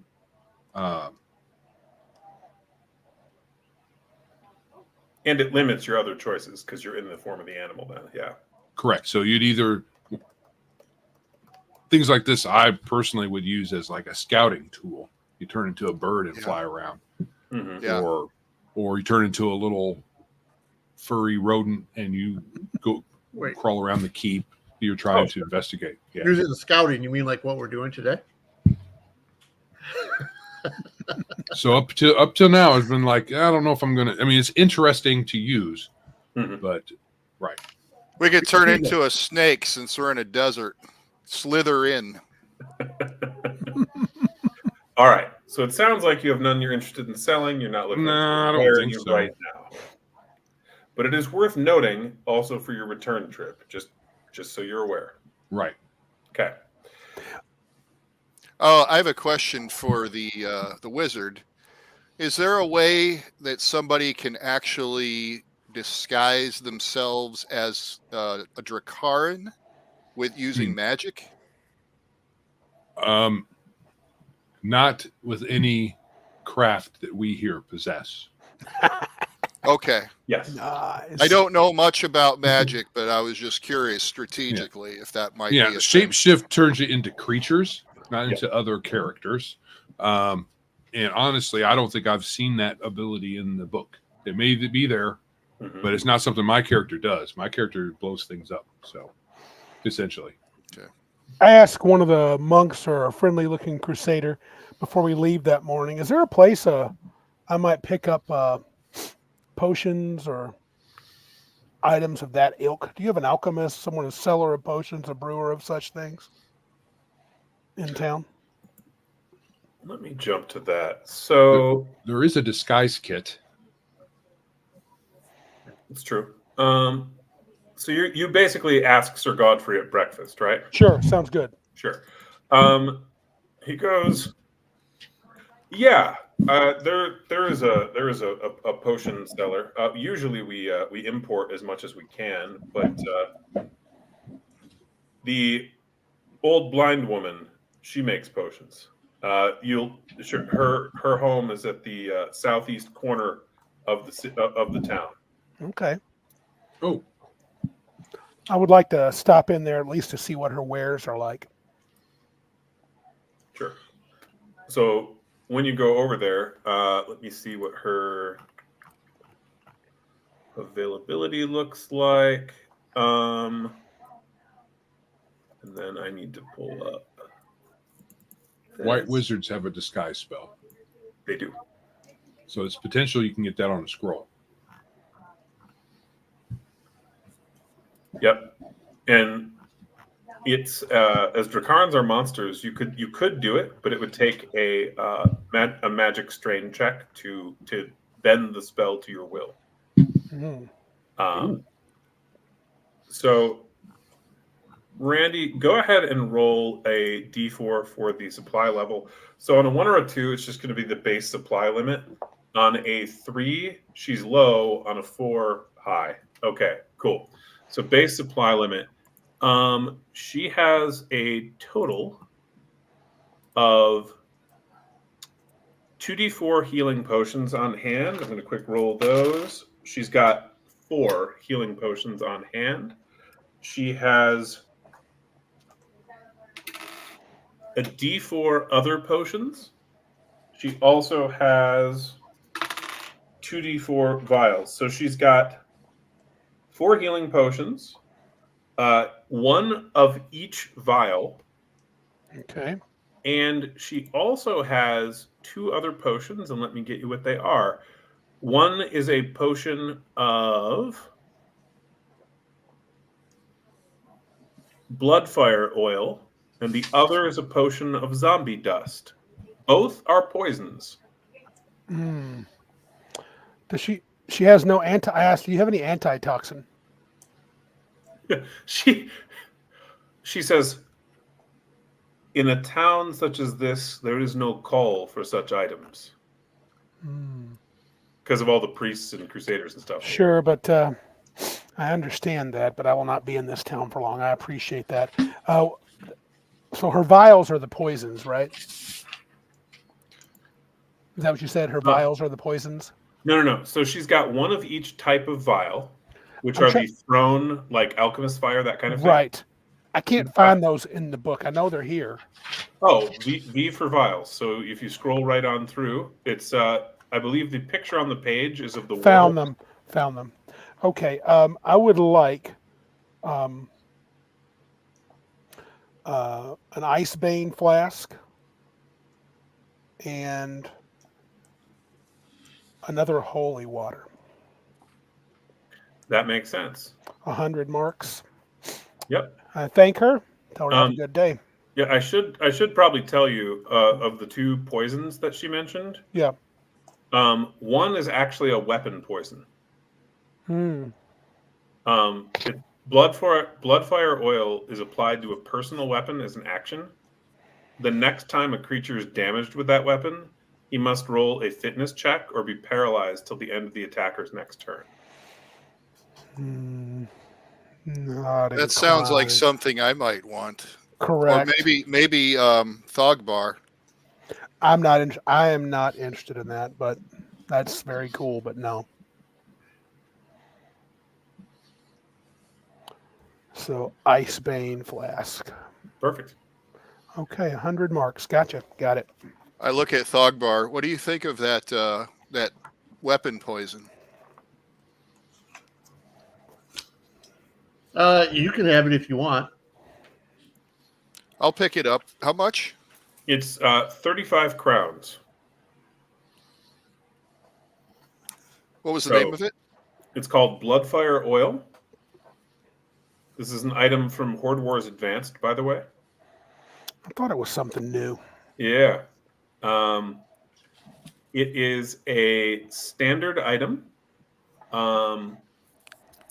It is applied to your weapon as an action. And the next time that a creature is damaged with that weapon, that creature must roll a DC 10 fitness check or be paralyzed till the end of your next turn. One application. One application. Oh, I just noticed I have an antitoxin. I already had that. Okay. Yeah, I have one too. Good to know. I am holding an antitoxin as well. Okay, yeah, we must. Yeah, I have think done we found a bunch, or one of the vendors happened to have a bunch of those. that. Yeah. Cool. So that is what you find in her shop. Are you going to be picking up any more healing potions, Larry? How many is left? She had 4. Yeah, I'll buy all 4. Why not? It can't hurt to have them, right? Yeah, I can always store them in my room until next time we need them. Guaranteed we're going to eventually go through them. Yeah, we're going to go through them eventually. Hey, Mr. DM, how much food is that round of cheese? That was 15 marks, and is the you basically bought a. Let me quick jump to it. You basically bought with that round of cheese a. Quick find the conversion. There we go. You could live off that for 2 weeks. Okay. You bought like a big wheel of cheese. Yeah. Is that a bulky item or regular standard? That is a small object. So it is not normal equipment, but you can easily store it on your cart or like hold it in your hands. It just won't like fit in your pocket. Okay. I was just wondering how it counts against my encumbrance. Basically, that you need your hands or you need to put it on something, at least till you break it apart. Right. Okay. We'll figure that out. But it's 2 weeks of food for one person. Yeah. That's pretty good. How much food? You might be plugged up after that 2 weeks, but just a bit. I'm going to buy a couple of rations. Maybe like three days of rations. Well, I noticed that I didn't have rations on my sheet, and then I remembered I bought the food or the cheese, so I'm covered for that. And we have the flour, so we're good. We have a little variety. We don't have anything left of any of that wild meat that we have butchered. You'd probably have a little bit of it. Or did we trade it in? Did we trade it for stuff? You traded. You traded the. We had a lot. You what traded was that? The hides. Okay. But we had quite a lot of meat, didn't we? Or did we just use that for food on the way back? We had some people with us. Well, that's true. You had the people with you, and then you also had a couple of days of downtime where you also needed to eat. Okay. So it's probably gone. We still have a 2-week barrel of food, too. Yeah, flour. Yep. No, I bought a barrel. One person bought a water barrel. I bought a food barrel. And then I also bought the crate of flour. Yes. Yep. So we're talking about the flour here. Yeah. Yeah, right. The flour goes in the barrel. Yep. Because, I mean, the barrel itself doesn't have the barrel and crate are equal volume. So, yes, you could put flour in a barrel. It's not a problem. I'll be right back, guys. All right. I was confused by that because I thought we were getting 2 barrels, one of each. No. Well, we got one of each, one water, one food. Yep. The barrel of food was 25 marks and the crate was 75. No, the barrel of water was 25 marks and the crate was 75. Okay, so there is no barrel of food then. There's no barrel of food. Just the crate and the barrel of water. You got it. Okay. And in any case, that went. You guys are fully supplied. You're rested up, and when you head out, I assume relatively early, since being out at night would be not the best for you without a campsite. Go ahead and roll a group skill check to avoid travel encounters. You guys have done this a number of times. Before we leave, can I ask Sir Godfrey to show us a good path on the map? You can. Or is he going to show? Or is it going to take us right down the middle of this pass? He would advise you personally to take the high pass over the mountains, but he does warn you that it would be like a week-long journey on foot.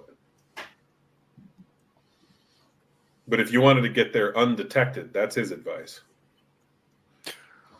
I think that would be good. We might run into creatures or encounters along the way, but I definitely think we're going to if we got basically a week worth. But that might be better than getting seen by a legion of Dracarans. But the high pass is he's being clear, a foot-only pass. You're not going to make it in a wagon, is what he's saying. Oh, forget it. We can't do that then. Is there a way to go, Sir Godfrey, halfway through this mountain and then a place to park, maybe park the wagons or something and get up to the high pass? Or as we get closer to the other side, is there a way to get up there to see? Yes, it's possible, but in order to do that, you'd have to go up a wash. And so if you are unlucky enough to have a storm, you would get flooded out. Okay. Thank you. I appreciate it. For the wagon, we may want to keep it until we get to a certain distance away from the places we're scouting and then get on foot. Right. Because we might, yeah. Agree. Cool. So just need your avoiding encounter rolls. I got a 12 survival check. Cool. I got an 11 on writing. Nice. I got 10. 7 on writing. How much was yours, Randy? 7. All right. So you guys successfully avoid encounters the first day. Do you want to push your travel? I will remind you that about 8 hours of travel with your current setup on the road, which you're currently taking a new road out of the southern side of Fireheart Keep in towards the Dracaran lands.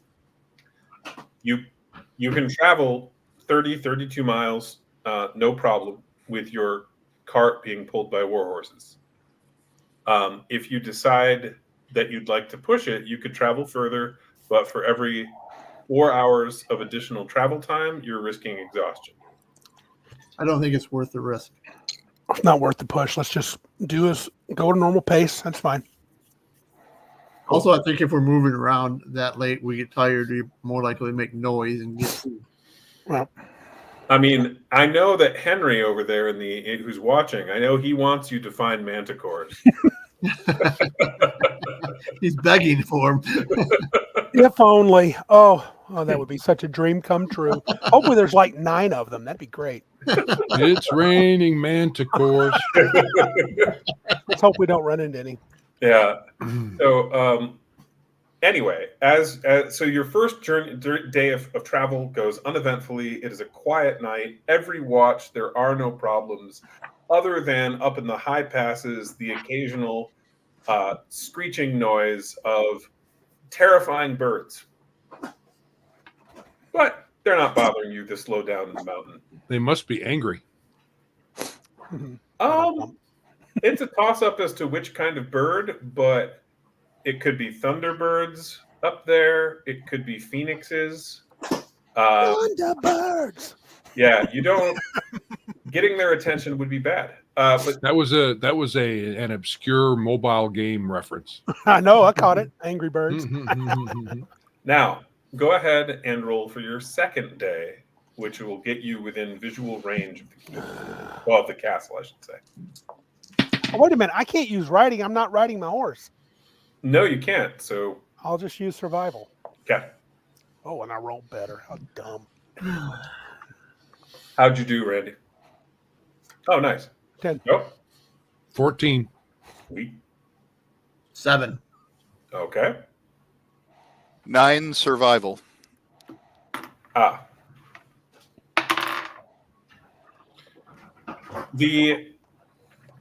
right. So, let's get some rolls out of the way. Joe, D4, please. I thought if we got more than half, does it have to be unanimous for us to avoid? No. Half or more of you. So the majority has to fail. 2 of you failed. 2 of you succeeded. So I rolled for your porter, as I did last. I thought everybody but Varback. Oh, Brian would have on the path north of the keep, but as you get closer to the Dracaran lands, their patrol numbers increase. Right. I thought Larry, Randy, and me all got passed. Larry had a 7. Oh, okay. Oh. I wasn't listening very well, I guess. D4, right? Yep. 1. Okay, good. Randy, you got that D20? Oh, yeah, I do. And I'm going to roll super low. Watch, it's a nat 20. 3. There we go. Okay. Good sense of And- holy man. We need one more D20. Brian, you want to get that one? I got a 9. You got a 9. All right. Let me jump over to my table here. Go to desert.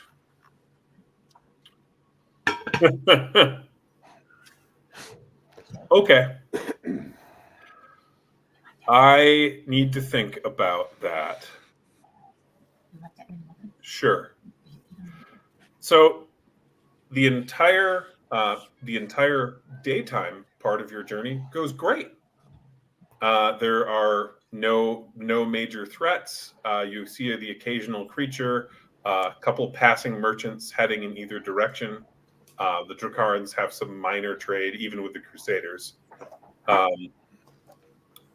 But once you settle down for the night, it becomes quickly apparent that you did not pick a good campsite. Of course you didn't. As we have 4 gem beetle swarms who begin trying to eat you. Almost. Oh, no. Yeah. So, so it wasn't maximum. It was close, though. Wow. All right, cool. I'll be back in about, does Horde Wars have a table for getting lost? No, we assume the adventurers are competent. If they're journeying through an area they're unfamiliar with, then they can get lost because they literally don't know where they're going. But if it's an area they're familiar with or have a map for, no. I will be right back in about 30 seconds. If you guys want to take a moment, go ahead and get your turn order rolls out of the way. For those of you watching, that is a D12 plus their reflexes. Also, audience, keep them honest. Don't let them lie. I'm cheating right now. I'll be right back, you guys.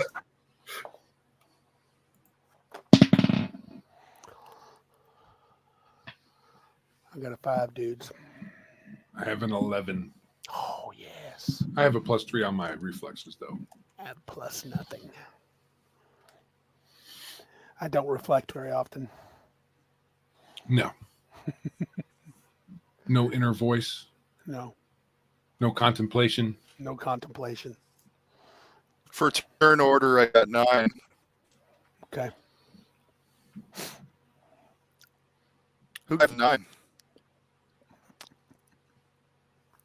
Maybe. Brian, your audio and video are kind of messed up. It is.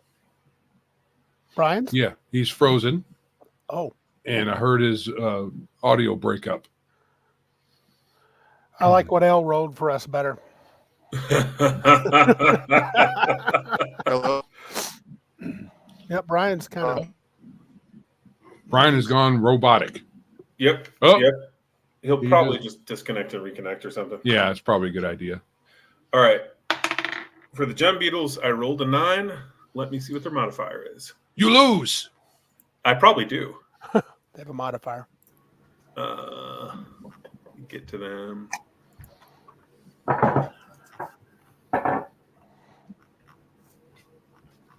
Gem beetles.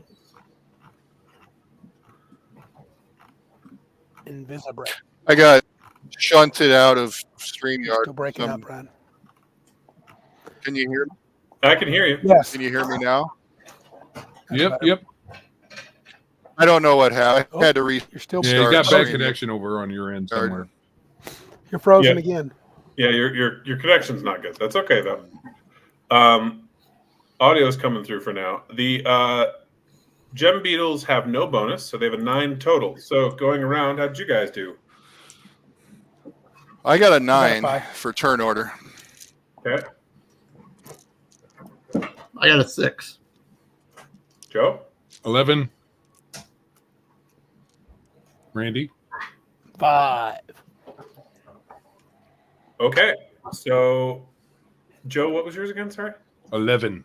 So you're top of turn order, and then it goes. So it's you, Randy, Gem Beetles, Brian, Larry. Okay. Being first is great when you have assassination stuff. Yeah. So a total of 6 gem beetle swarms, each of a different color, comes burrowing up out of the ground and attacks you as you're laying down your bedding.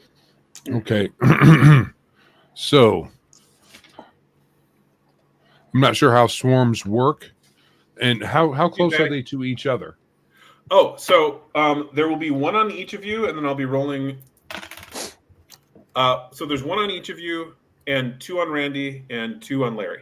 I randomized it with the D4 for the remaining 2. So they're kind of scattered around. They are. They're not. Okay. So fireball probably won't help a whole lot. So I will just attack the one. Durkheim will attack the one he's on, or is on him. Certainly. He's going Now, to use before his. you do that, I should ask, Larry, with your flashing blade, I assume that you're going to wait to do it until you see one that's damaged, or did you want to open up the combat with that right now? I'm going to open up the combat and. Oh, oh.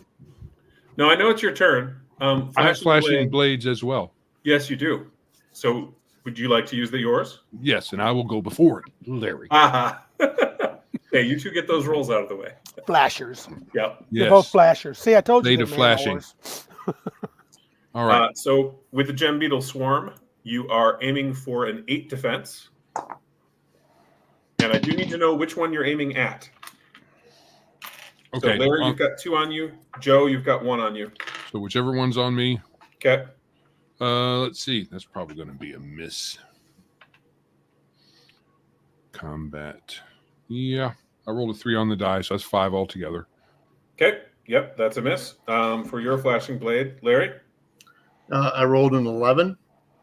Okay, that's a hit. You going for one of the ones on you or one of the ones on the others? The ones on me, since Okay. there's 2 of them sitting there. And that is 7 damage. Damage type? I use my short bow, so it's piercing. Okay. You wound it slightly. These are kind of a scarab-looking creature with a gold-colored plate on their back and little gems, or what appear to be gems, embedded in their bodies. Monster or beast? Definitely a beast. Ugh. All right. Okay. So, Joe, continuing your turn. All right. I will use my. Pretty close, Al, by the way. I'm going to use my dueling dagger. It does. Oh no, it does piercing. I'm going to do the scimitar. It's slashing, but it's only really good on monsters. I'm going to miss with a 1. And I got a second attack. Oh my word! This D12 needs to be fired. I rolled a 1 and a 2 and a 3. I mean, you're slowly climbing.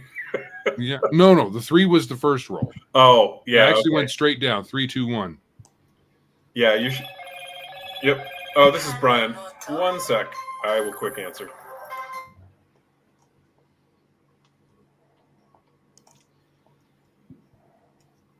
Well, Randy, you're going to have to pick up my slack. I got these guys. I'm going to slack the crap out of them. L makes a suggestion. Brian should turn off his cam to use less internetness. Yeah, it's probably a good idea.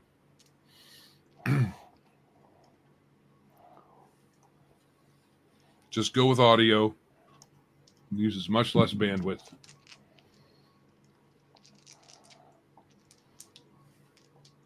Yep, I told him that as well. That's a good suggestion. So we'll see if you can get that going. Anyway, so just a bunch of misses there. Joe, Randy. Okay, I'm going to pull up, jump up, grab my bronze. I still have something I can do. Dude, I think. No, I have to use a maneuver for quit doing for Shadow Stalker. Yeah. Yep. Never mind. Yep. Okay, so I'm going to do my bronze great club. Yep. Attack this thing. First swing is a 12 for 8 damage. And the second swing is a 1 and a miss. Okay. That's 2d12 also. Man. But you did do 8 damage to one, right? With blunt? I believe I said 8, yes. Okay.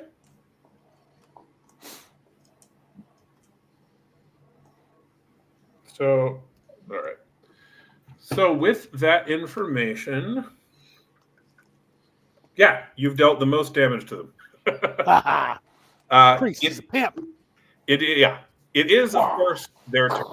So, Gem Beetles. I got one on Joe's character, so I'm going to be rolling its attacks when I find my d12s. There they are. Bam, bam, bam, oh bam. man, Joe, I've got a 12 and a 14 to hit you. Well, obviously those are hits. Okay. Where's my D? There we go. It's going to take a while before we can get defenses that high. Yeah. Well, I rolled a 10 and a 12. They only have a +2, but Yeah. these things happen. So 6 acid, followed by 2 acid damage. Oh. Fortunately for you, you're not flanked. That is not true for Randy. Randy, What was that? What was that total damage? it was 6 and 2, so 8 total 8. acid. And I do not have resistance for that. Randy, I got a 3 to hit you, followed by a 9. Okay, I'm assuming I do not have my armor or shield up. I don't have my shield but I wouldn't have my armor on, right? Because we were sleeping.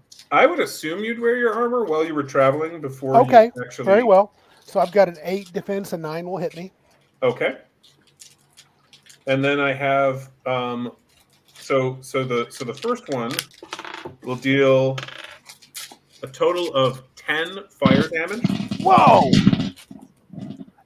They have flanker, and so as long as its buddy is next to you, they each do 2 dice instead of 1 dice of damage. Yikes! And then the second one hit you twice.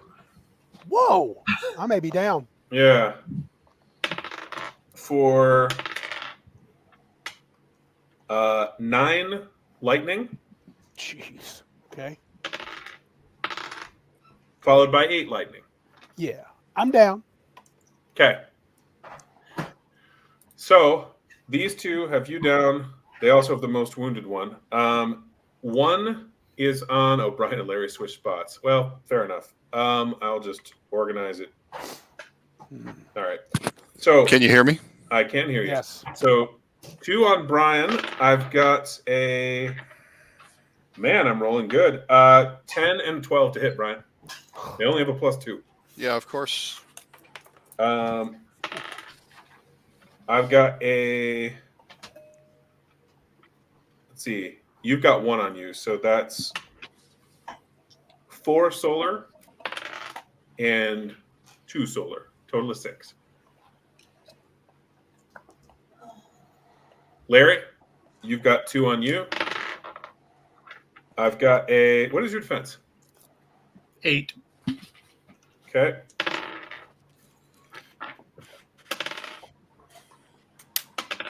I have 8. 8 acid, followed by 6 acid. Whew, okay. And it is now, just for ease, so that I can track it later, I'm going to have Larry go next, then Brian, because their order got flipped around. But it's you 2 now. So go ahead, Larry. Okay. I am swinging at the 2 around me. On 11 hits. Oh, yeah. And that is with my bronze scimitar. I do a whopping 3 damage.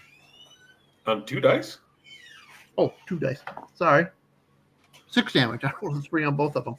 Okay, well, that's better than nothing. Then what? And a 10 on the second one. That hits. And wow, that is much better. That is 13 damage. Okay. All right. You've got that one at about half health. Well, he's got me more than that, so I think that's fair. Now, the other one that's on you though is fully intact. Would you like to move? Yes, I'm going to actually try to get. Shoot. Yes, I'm going to try to back up and angle a little bit away so I can circle around to get to Dom. Sure. Are you going to be angling away from them, like off onto up onto some rocks, or are you going to be trying to angle away from them and like head over to the wagon? No, I'm going to actually try to head up the rock. Okay. Cool. Go ahead and roll a athletics check.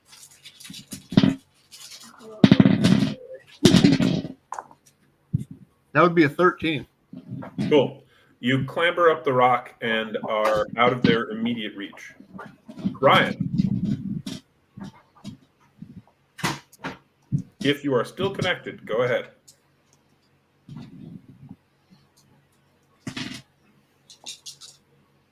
Brian, you there? Can you hear me? Yeah. I can hear you. Yeah, now. All right. I'm sorry. I'm going in and out of connectivity. I don't Yep. Hmm. I can know tell. what's going on. That's not a problem, man.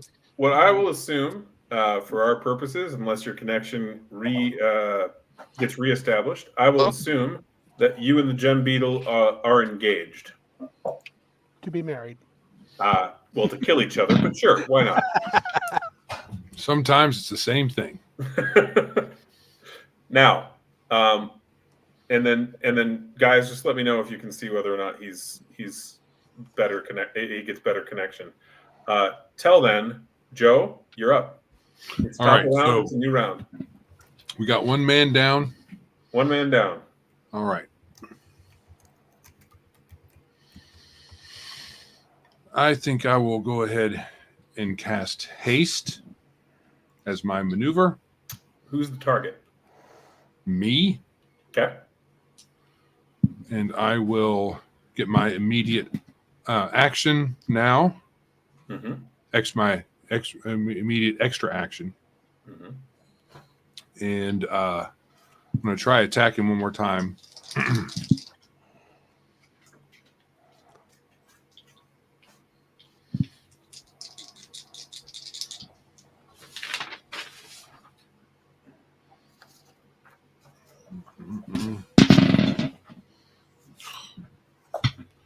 One of them misses. The other one is a 10 Yeah, that'll hit. for 1d10 because it's a silver. Mhm. So it doesn't do extra on these guys. Nope.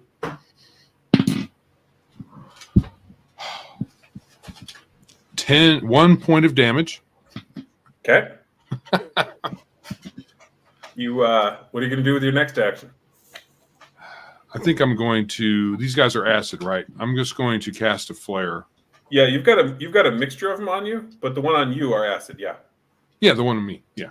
So Yeah. I got two Now, flare attacks. before you do that, I should ask, or I should tell you, your character would know. You've seen the result that both that basically the item Randy was hitting them with was the most effective weapon your party has used against them so far. You can see that visibly, like there's cracks in the thing's shell. And you're using he was using a what? You can answer, Randy. Great club. Okay, blunt. Gotcha. Makes sense. Does a 7 hit? It does not unless you move to flank. Okay, I can't flank. You I don't could if think. you move next to Larry, for example. Well, Larry went to and back. Move it. He backed off. I climbed Correct. it. But they're at the base of that rock that he's on top of. So you could move to the opposite side of them and stab them in the back effectively. Okay, that would be flaring them in the back. Well, yes. Yeah.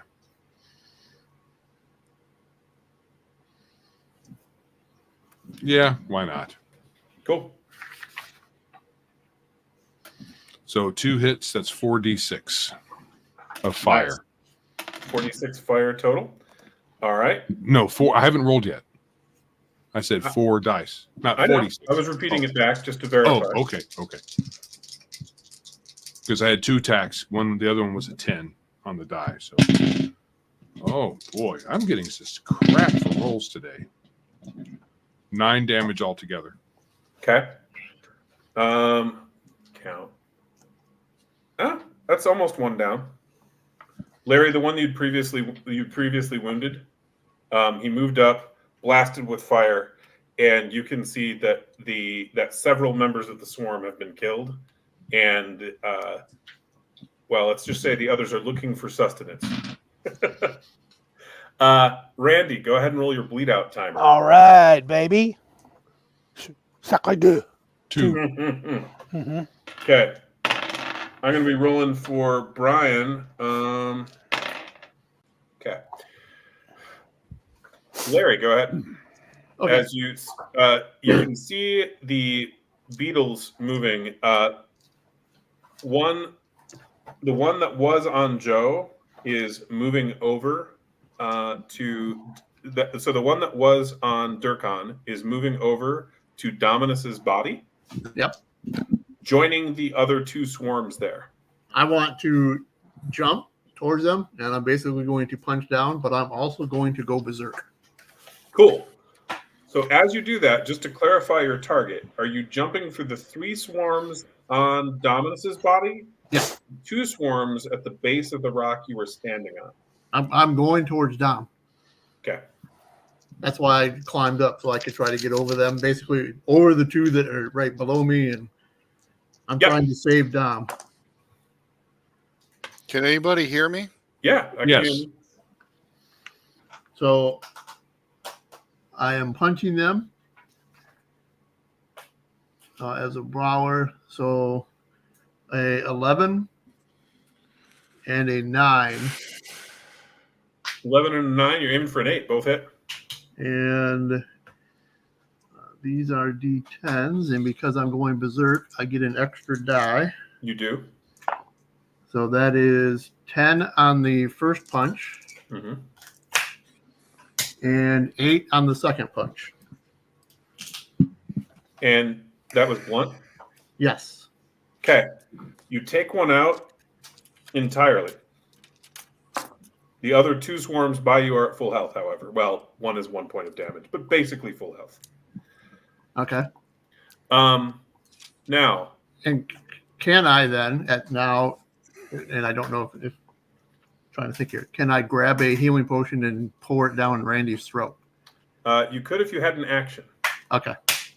So possibly if Joe's got a haste scroll on the next round, for example.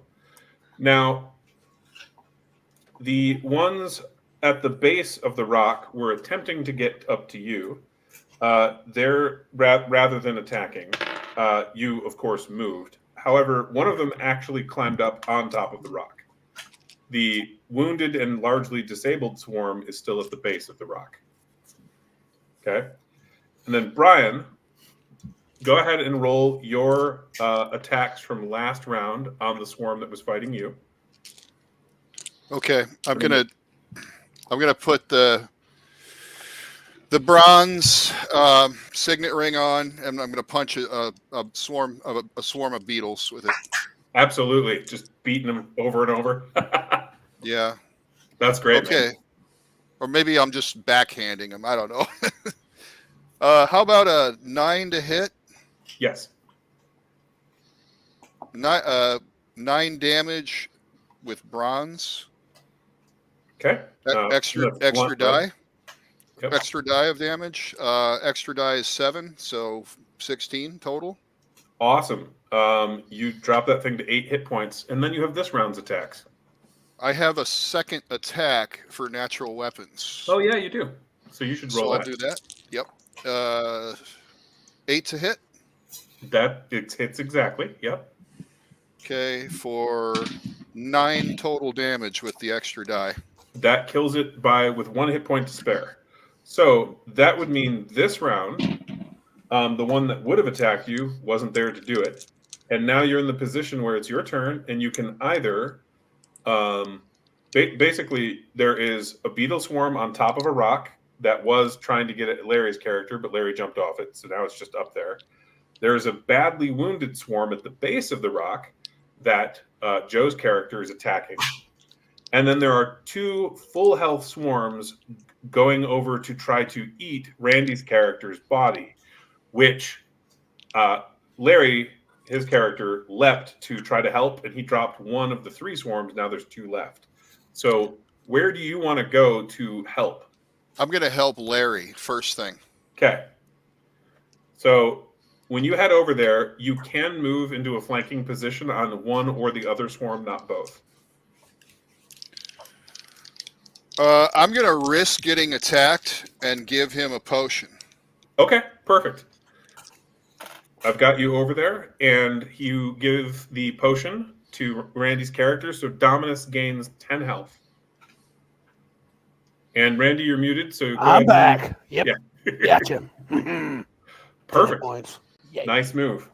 So Joe, your turn. It is Thanks, top of the round. Brian. Oh, cool. I'm gonna flare the beetles in front of me. Absolutely. Okay. One's a miss. And then the other one is a 13. Okay, go ahead and roll damage. So only one hit of those two. And the flare does not do damage on a miss. No. Just the fireball. Yay, continuing my trend of poor damage. 4 damage on 2d6. That is enough. Oh, cool. I'm still hasted. Oh, I did not You are. roll the d4 on that. This is my last round of hasting. Huh? So you've got one swarm of beetles at full health above you on a rock. okay. Otherwise, behind you, you've got 2 swarms of beetles at full health attacking your 3 friends. Okay. I'm going to take care of the one that's on the rocks. The porter, by the way, is hiding in the war wagon. Flare that one. Well trained.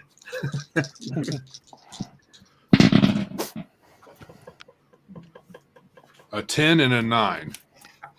To Both hit. hits. Okay. Now let's see if I can do good on damage. 7. Ooh. 16 damage altogether. And what's the type? Fire. Okay. I was a flare. You take that one out. I should note one of the 2 on your friends, one's a fire type and one is an acid type of the remainder. Okie dokie. I'm going to use my maneuver to hide in shadows. Right behind that rock. Yeah, go ahead. Yeah. My stealth check is an 8. Okay. Yeah, that's a success. You are hidden behind the rock. Randy, what does Dominus do?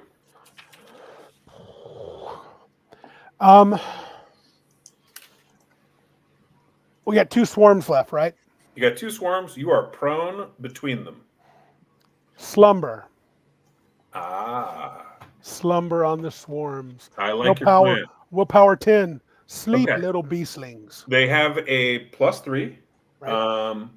So odds are still in your favor. Let's see how it goes. 1 makes it, 1 fails. Okay, good deal. So 1 swarm, unconscious. The other swarm looks grumpy. I'm going to stand up and see if I can hop up on the rocks if I can. Okay. Get away from You can stand up. That's half your movement. You don't have a rock close enough to get to, but you could get out from between the swarms. I will do that for sure. Okay. And I assume you're moving towards where you last saw your ally. Yes, and I'm going to have my club in front of me. Holy crap, those things are deadly. Now, you guys have triggered a morale check because you have killed more than half of them.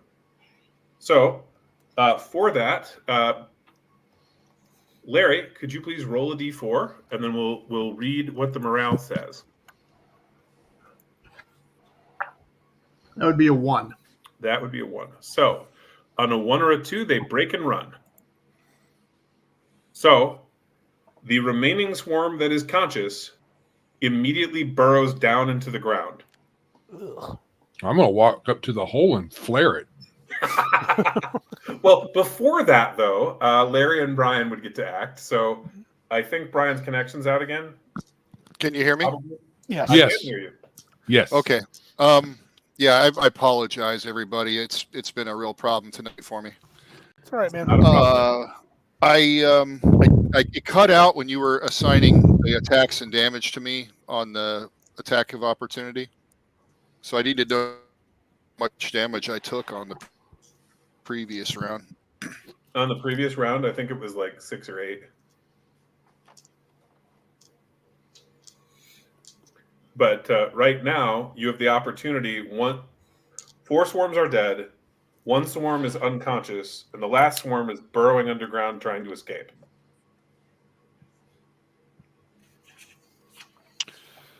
What's the closest one to me? I'm going to go for that one.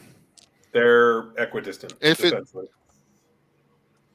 I want to say that I'm only going to attack the ones that are not sleeping or not slept by Randy. So Sure. Go ahead and roll your attacks. Okay.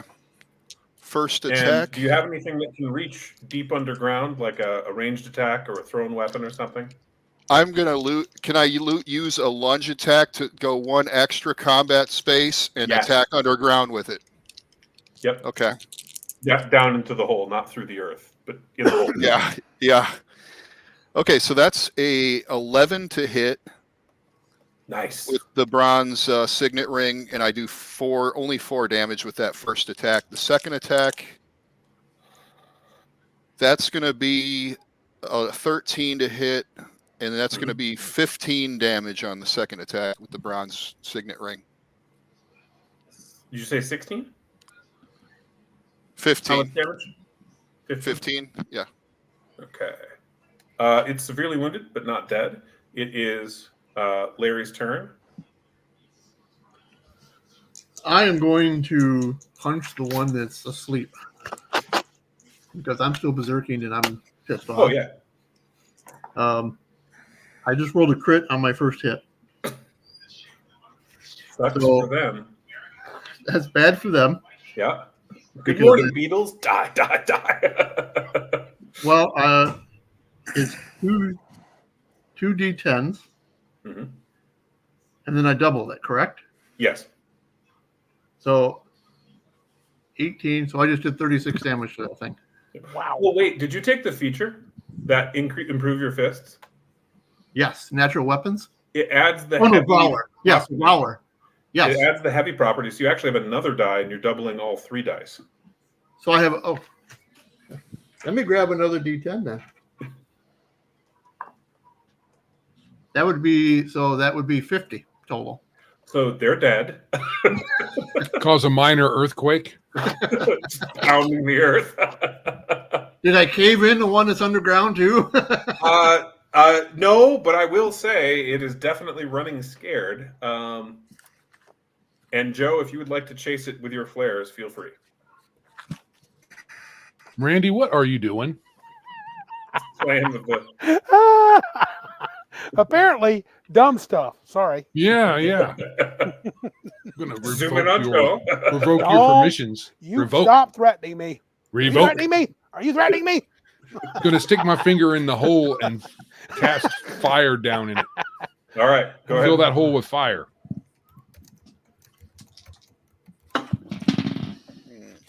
All right.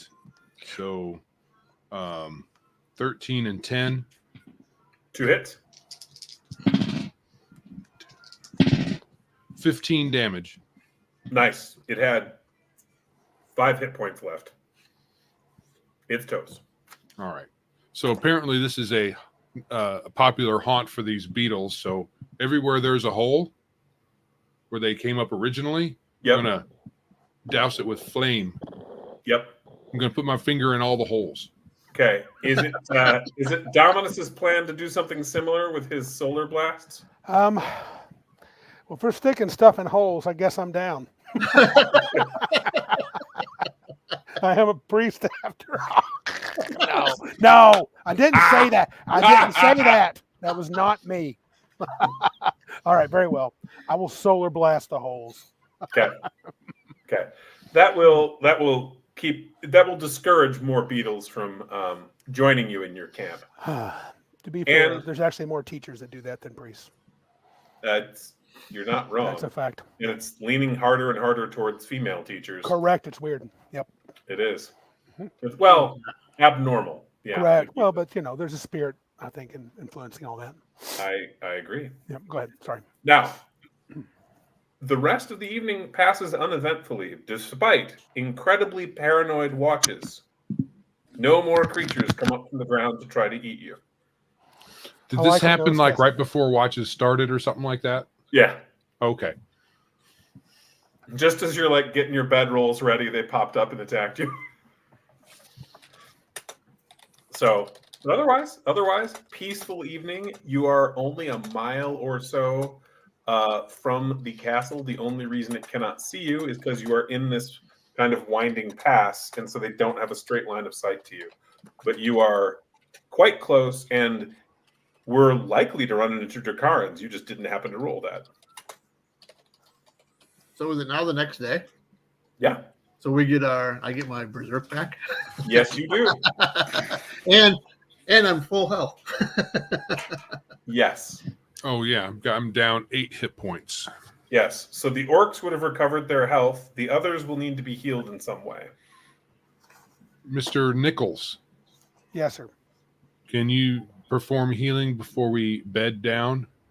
I can do And then great. you'll have it back the next day. I can do the dance of my people. Maneuver, healing.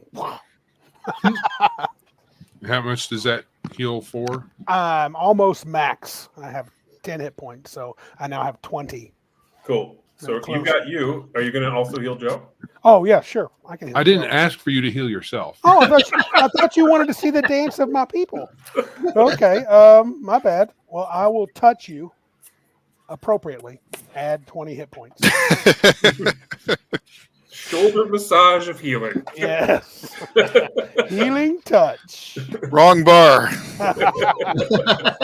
I think I Very could have been. much. I think I could have been popular there.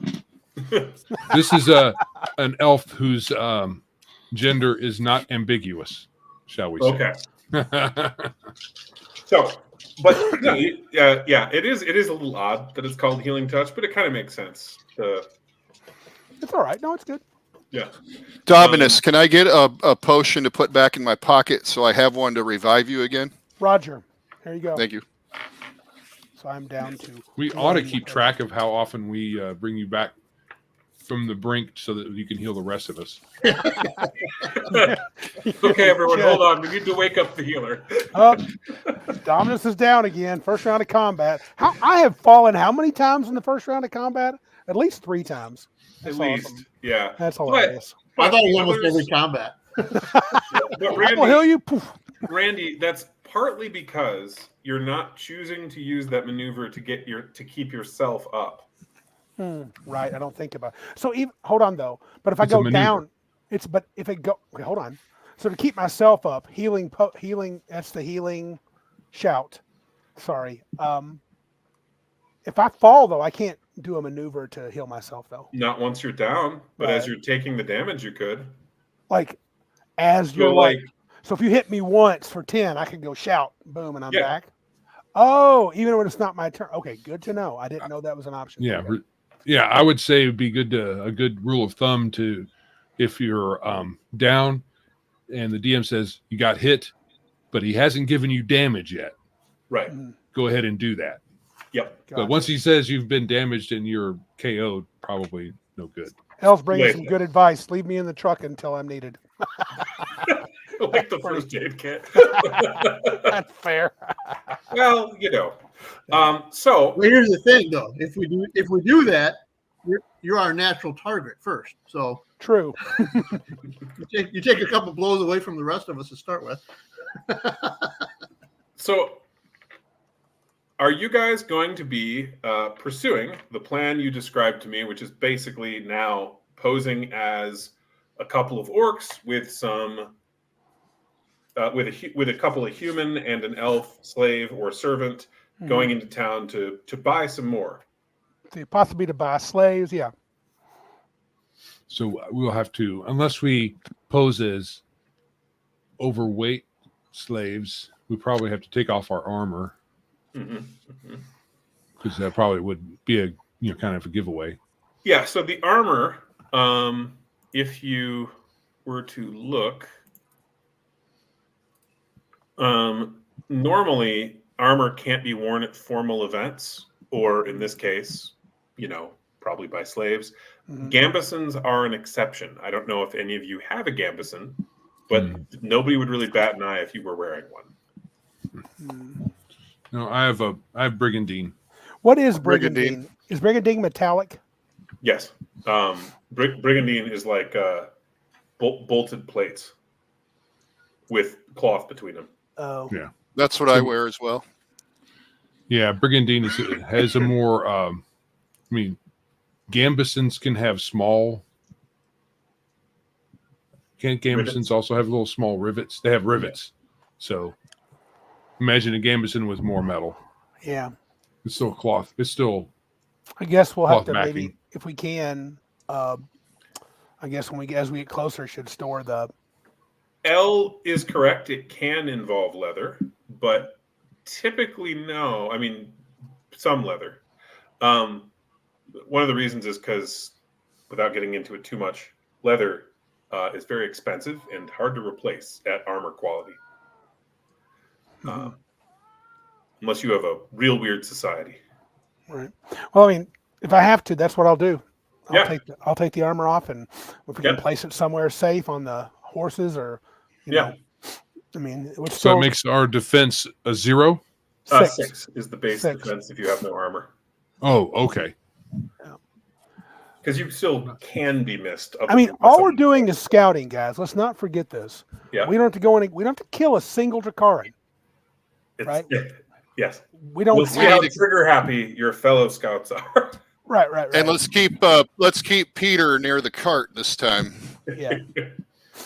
Now, as you head in, we can do this one of two ways. Option 1, you can role play your way in, which I would anticipate possibly taking longer than the session we have tonight, which is fine. Mm-hmm. We would just be picking up where we leave off next time. Mm-hmm. Or you can use your skills to try to get yourselves into the fortress and get useful scouting information. That would be resolved a bit quicker, and we would probably be able to conclude that part of the adventure tonight. It's up to you guys how you want to do it, but we got about 45 minutes. I like to role play, but whatever. I'm good with either, man. But we can do whatever, guys. I'm good. If we want to get through this session and get back to Fireheart Keep or in some place away from the Drakarans, I'm good with that too. It's up to you guys. What do you think? Let's try to talk our way in. Okay. Yeah. So I guess me and Larry are up at the front of the wagon now. Yeah. The orcs. Okay. Yeah. So basically, unless now, Larry, are you going to be riding your horse still, or are you going to be with the wagon? I'm going to be riding my horse, but I'm basically right next to the wagon. Sure. So, and then Dominus's horse is tied up to the back of the wagon and trotting behind it. Yes. Okay.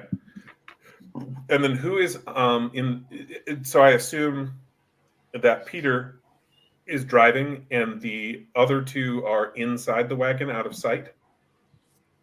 Because remember, the war wagon is an enclosed metal-plated stagecoach looking thing. It would either be riding on top or walking. We're slaves, so I mean, right. So that was why I'm asking where you are. I would think I would be walking on the ground, maybe walking beside the wagon as we come in, or near the horses. I could be like the guy taking care of the horses. Since theoretically I'm really good at riding, and one of you would be walking right in front of me. Right. Okay. Okay. Sounds good. One of us, I'll be by the horses. Joe can walk in front of Larry, I guess. Henry, no. I don't want Larry behind me. I don't want Larry behind me. Yeah.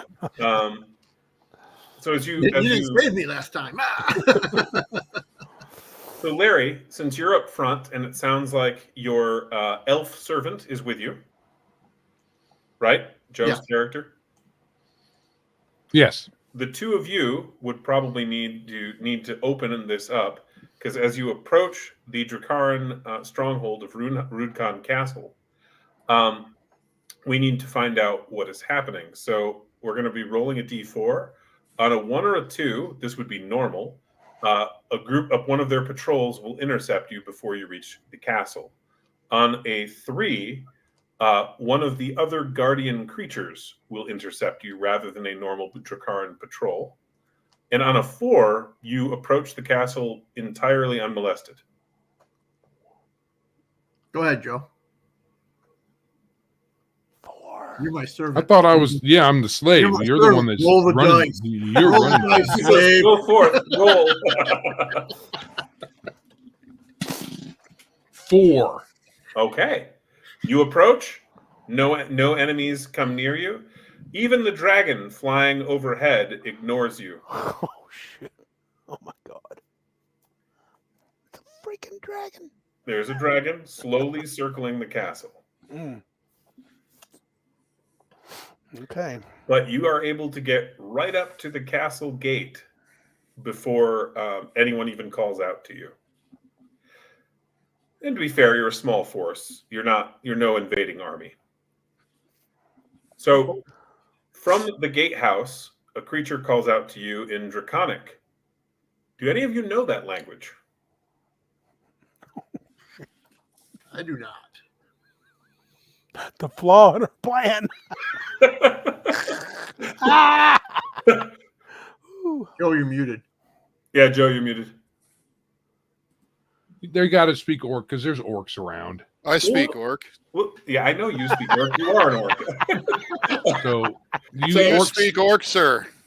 So this initial call out in Draconic is unsuccessful, as you guys don't know what he's talking about.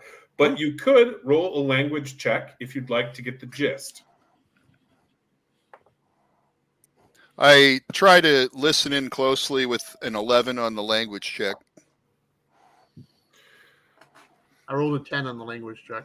All right. So you two caught a couple words that you recognize, and from what you can tell, it's just a pretty standard challenge. Like, who are you? What do you want?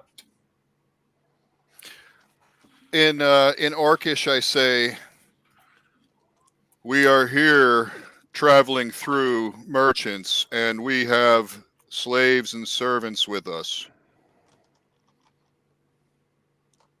We come here to replenish provisions. So you're calling this out from the wagon behind him. You're just kind of yelling over his shoulder. Yes. Okay. In Orcish, I reply to you. So after a moment, that the gate doesn't open. After a moment, you hear another voice call out to you, initially in Draconic, and then switching to the Old Tongue. Do any of you know that language? Yes, I do. Okay. So in the Old Tongue, I apologize for my servants. Who are you, and what do you want? My name is Thogbar. We are passing through merchants. We just need to replenish some supplies. It's been a long journey. and by supplies you mean slaves as well. Well, yes, we have some slaves as well. And may be willing to see about getting more. Well, this is a military outpost, but I'm sure the local dragon lord would allow you to resupply for a day or two before continuing on your way, assuming that you are friendly. Of course We are nothing if not reasonable and hospitable to guests. A very hospitable pot you can go in. Nice and toasty warm. So, if there's no further commentary and it's just what they've understood from Thogbar, they will go ahead and open the 3 sets of gates to let you into the outer ring of the castle. This castle has 3 sets of defenses. One is kind of an outer area with a number of peasant hovels, slave huts, this kind of thing. And when you come in this gate, you get into that outer area. It essentially juts out from the main castle. Then you've got the main castle walls, and then you've got the inner curtain walls with keep. The whole complex in general is shaped more or less like a rectangle, where the castle occupies a square at one end of the rectangle. Towers with guards posted on top. How many in each tower, if any? Well, as you go through the gatehouse, you'd be unable to tell. Once you're in the center, though, it's still pretty hard to tell. Dracarans are not the tallest of creatures.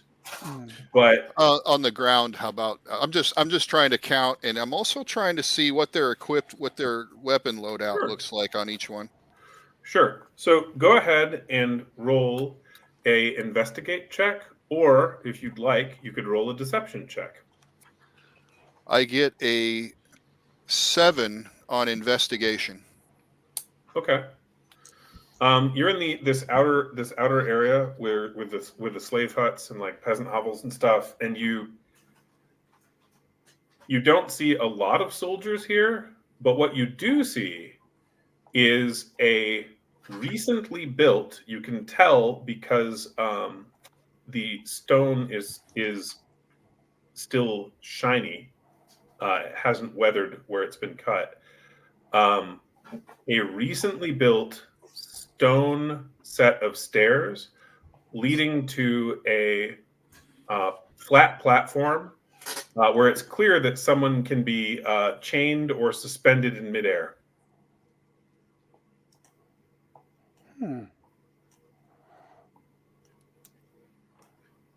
And it looks like it can hold 3 or 4 people at a time, like next to one another. That doesn't look like fun. No, that looks cozy. Keep talking, you'll find out. Now, do you wish to stop among the hovels, or would you like to continue towards the outer wall of the castle proper?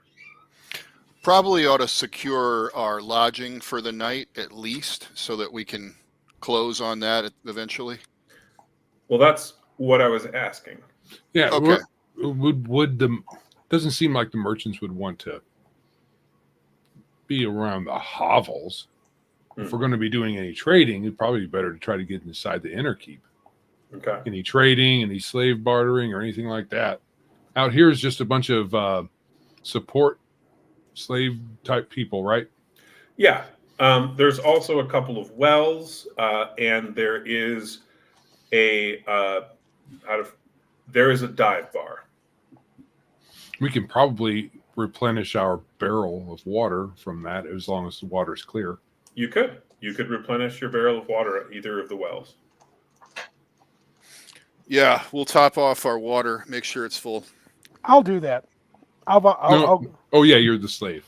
Yeah. Yeah, so are you. You're the lower slave. Okay, no, lowly slave. I Yeah. grab the barrel and kind of bow toward one of the orcs and Mhm. head over toward the well to replenish the barrel of water. Assuming I can carry it. I don't know how huge. I mean, It's it's a water. two-man It's going to be job. heavy. So I make sure that I'm in line of sight of these guys doing it, so they don't. And get I'll in take trouble. our horses over there to water the horses as well. Yeah, probably just run the cart over there. Yeah, that makes sense. That makes sense. And then So I'll we'll do as I all said, the barrel is we a will- two-man job.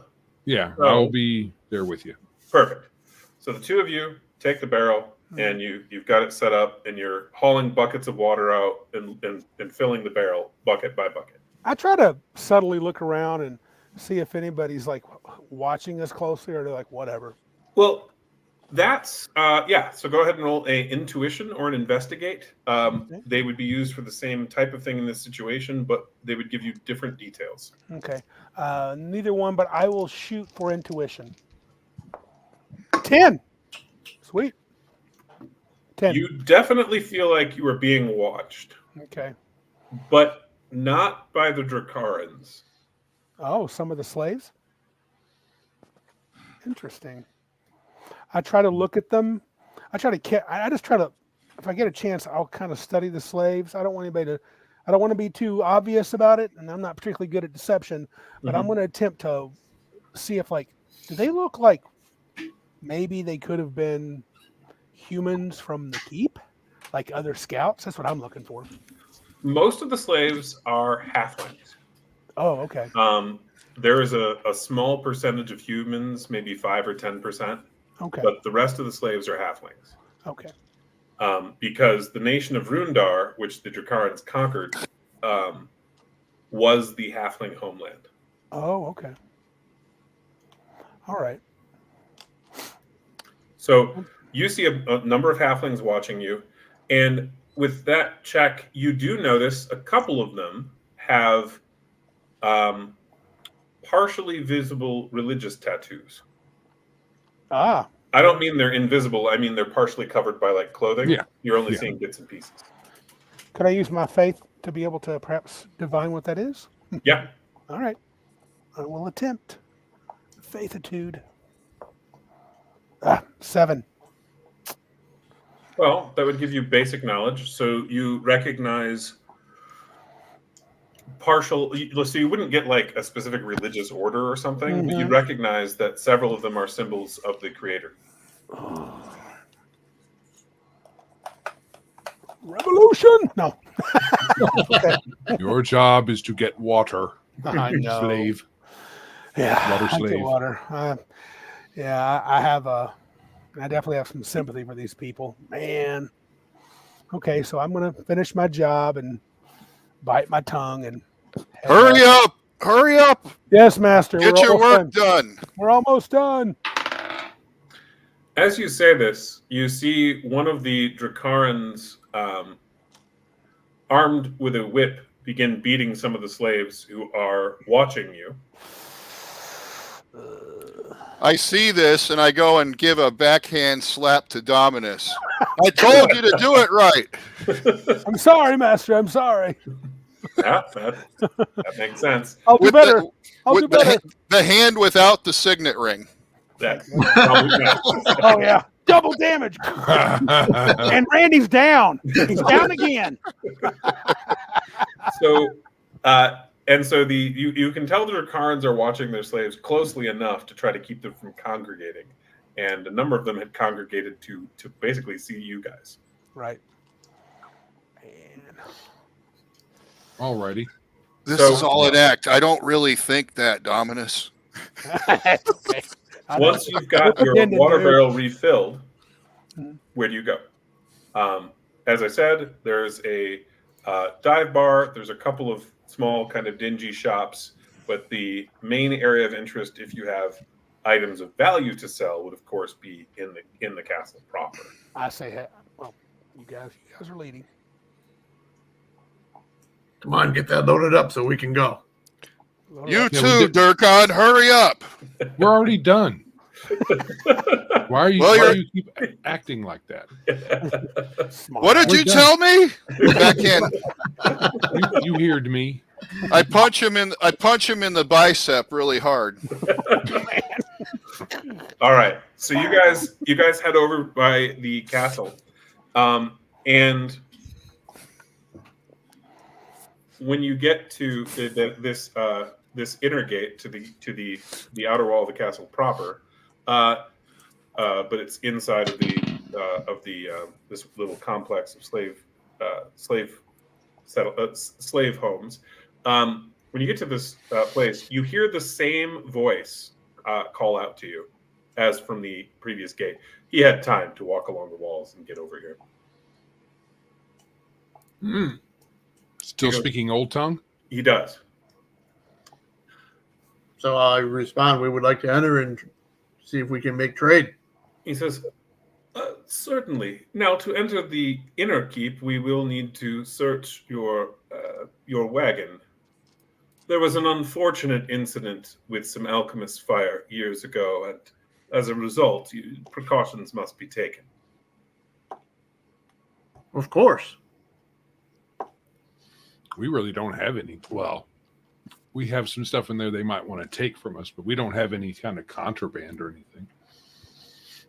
There are a few suspicious scrolls because neither of those guys are spellcasters. So the Dracaran, who speaks the Old Tongue, and a pair of Dracaran gladiators come to speak with you. They are pretty. For Dracarans, they're pretty intimidating because they're actually your size or a little bigger. Dracarans normally are about the size of halflings. Oh, These are well-fed and longer-lived Dracarans, with the scars of decades of fighting experience. Good afternoon. One of the gladiators just grunts. The other replies in Orcish. Yeah, what do you want? What do Well, I they're want? gonna. What do we want? What do you mean by the question? Well, you're trying to get into this castle, and my boss says we got to search your wagons. What are you here for? We're here to make some trades, hopefully. Incidentally, the Dracaran in the nice robes who's accompanying these two does not appear to understand Orcish at all.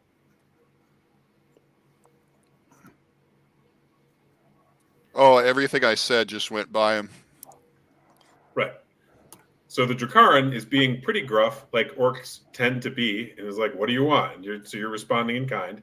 But to the Dracaran, it just sounds like you're just talking Orcish. I tell the orc, I'm like, we captured these humans and the elf, and they are our property. We are here to make money. The Dracaran gladiator goes, you're here to make money. Okay. I don't care how you got slaves. I mean, unless of course you're planning to take our people as slaves, then well, let's just say it's good it takes a long time for orcs to die. No, that's not why we are here. Let's face it, if we were here to do that, we wouldn't be here to do that right now with just the two of us. The Dracaran gladiator nods. You notice that his scimitar is made of black iron. Yikes. That is a nice weapon you have there. I tell him, we know our place here. You have nothing to be concerned about with us. Then the other, the Dracaran in the robes, says, in the old tongue, now, if you have any interest and any fighting skill, if you have any interest in joining the Emperor's Guard, do let me know, and I'd be happy to send a letter to His Majesty to accompany you on your way to the capital. Exactly what are you searching for as far as fighters? Oh, no, not me, the Emperor. The Emperor. He does not trust many of the dragon lords, and so he maintains a bodyguard of foreigners. Ah, very smart. And he's found orcs to be surprisingly resilient. We try. But it's difficult to keep them in the hot sands for long, so he often has to search, and occasionally orcs who are unpopular in their homeland come and serve him for a time. I will have to give it some thought, but I'm not. I do not wish to make a commitment at this moment. Oh, I wouldn't dream of it, as you are here as our guest. Of course, we do expect you to behave as a guest. Of course.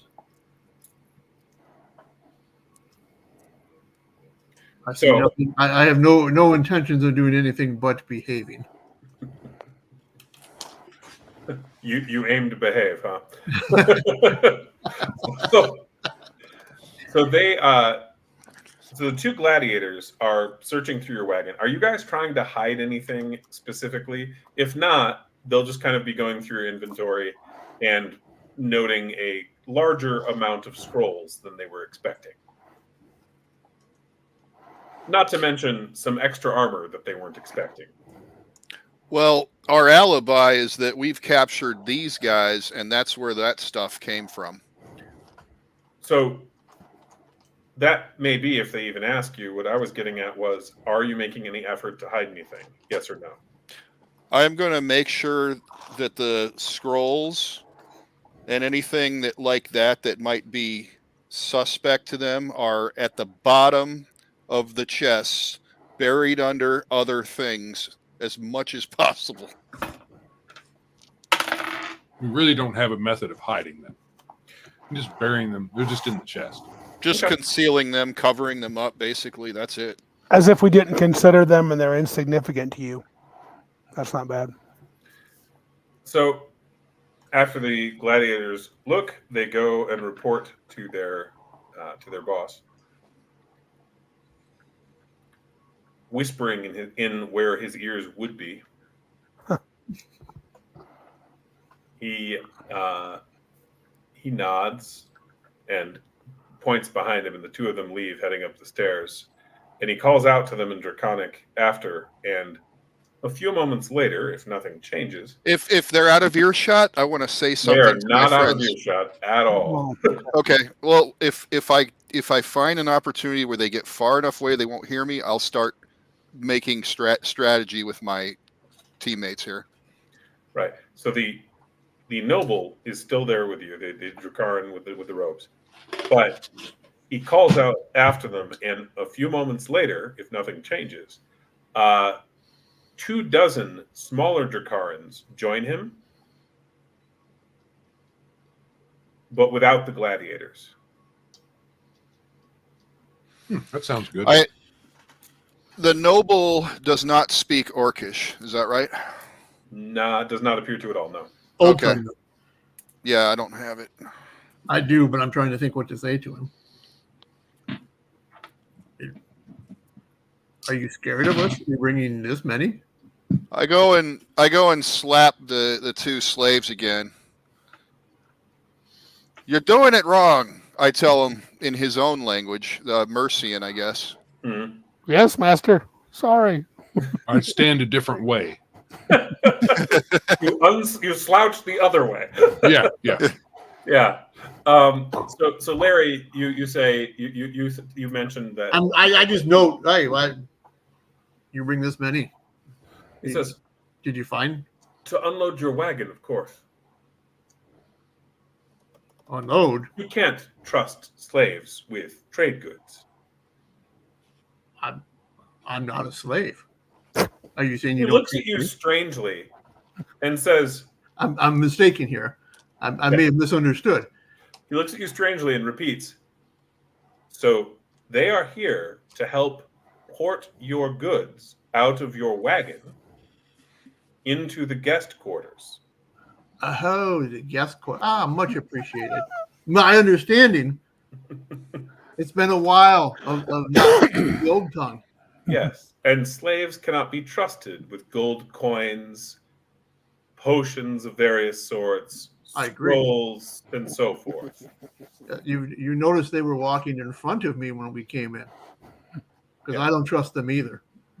Oh, he doesn't mean the guys with you. He means their slaves. He does not trust their slaves. I don't trust my slaves either, so I can see why you don't trust yours. Yeah. When this is all over, you two are going to hit a talking to. And by that, I mean a beating. Next time we're switching roles.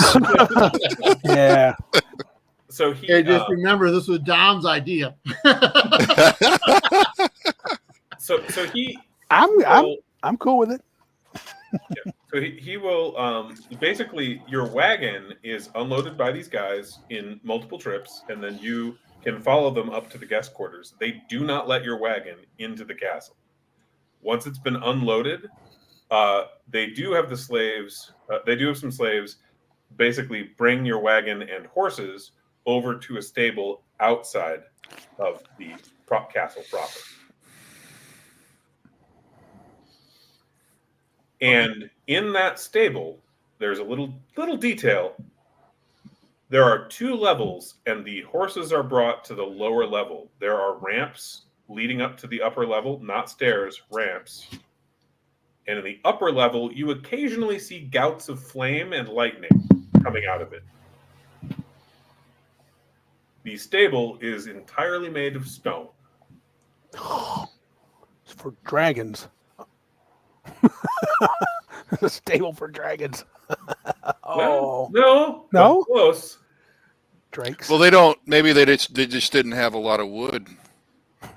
I don't know about them. But Well, no, the Dracarans are very small, so small Whatever hands, it was small needs a other ramp stuff. to get to the upper level. Wow. Can we? Is the ramps big enough we could actually ride our horses up the ramps? Yeah. Oh boy. Yeah. Okay, Okay. Are we expected to remain with the orcs, or are we? How is that going to work? Probably supposed to stay with the horses. I am going to stay with the wagon. Oh, no. They would insist that you go straight to your guest room.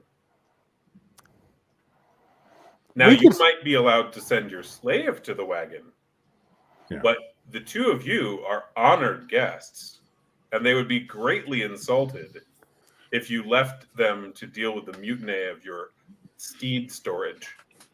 Masters, we will take care of the horses. Mm-hmm. You see that they are cared for properly, and other such things as are beneath you. Yeah. Finally, you're going to do your job. I yell at both of them again. Thank you. Thank you, sir. May I have another? And Peter will be with the two orcs, assisting them into donning formal wear as the guy hosting you, or rather his representative that you've met so far, is actually providing you with appropriate local attire to put on. Very nice. Or put another way, well, it wouldn't be, it wouldn't look appropriate in the Five Kingdoms. He is providing you with an outfit of appropriate courtier's attire for a Dracaran court. That's not the most expensive, but it is formal clothing. I wear my black iron signet ring.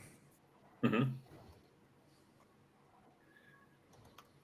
And so your porter is there to help you as the other two go to assist the horses. So Randy and Joe, what is it your characters would like to do as the others are getting dressed, bathed, and refreshed with perfume? Probably not that. I'm gonna go back and make sure the horses are okay. Make sure the wagon's secured as much as I can. Yeah, okay, perfect. The wagon is it's not locked. Right. Right. No, I'm not locking it, but I just want to make sure. And I'm going to do a quick inventory. Did they take anything? All of your stuff was brought up to their quarters. Oh, that's correct. Okay. The wagon has been emptied, other than like a pack. So but the horses were probably here. Okay, that's fine. I'm keeping my rings, all three of them. Mm-hmm. All right. I'm going to. Does he react to that? Yeah, it's not your turn right now, Brian. So you and Larry are currently getting bathed, perfumed, and dressed.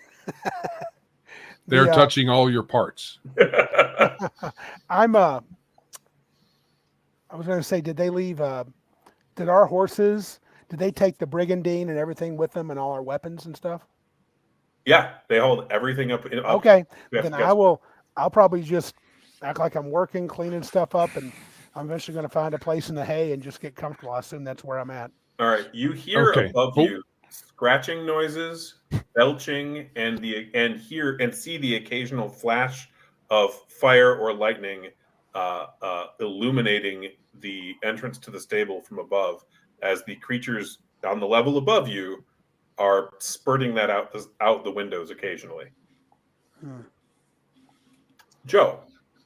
Well, I'm assisting Randy, of course, letting him do the lion's share of the work. I'm an elf. So you're standing there as workmen do. Right. As he works.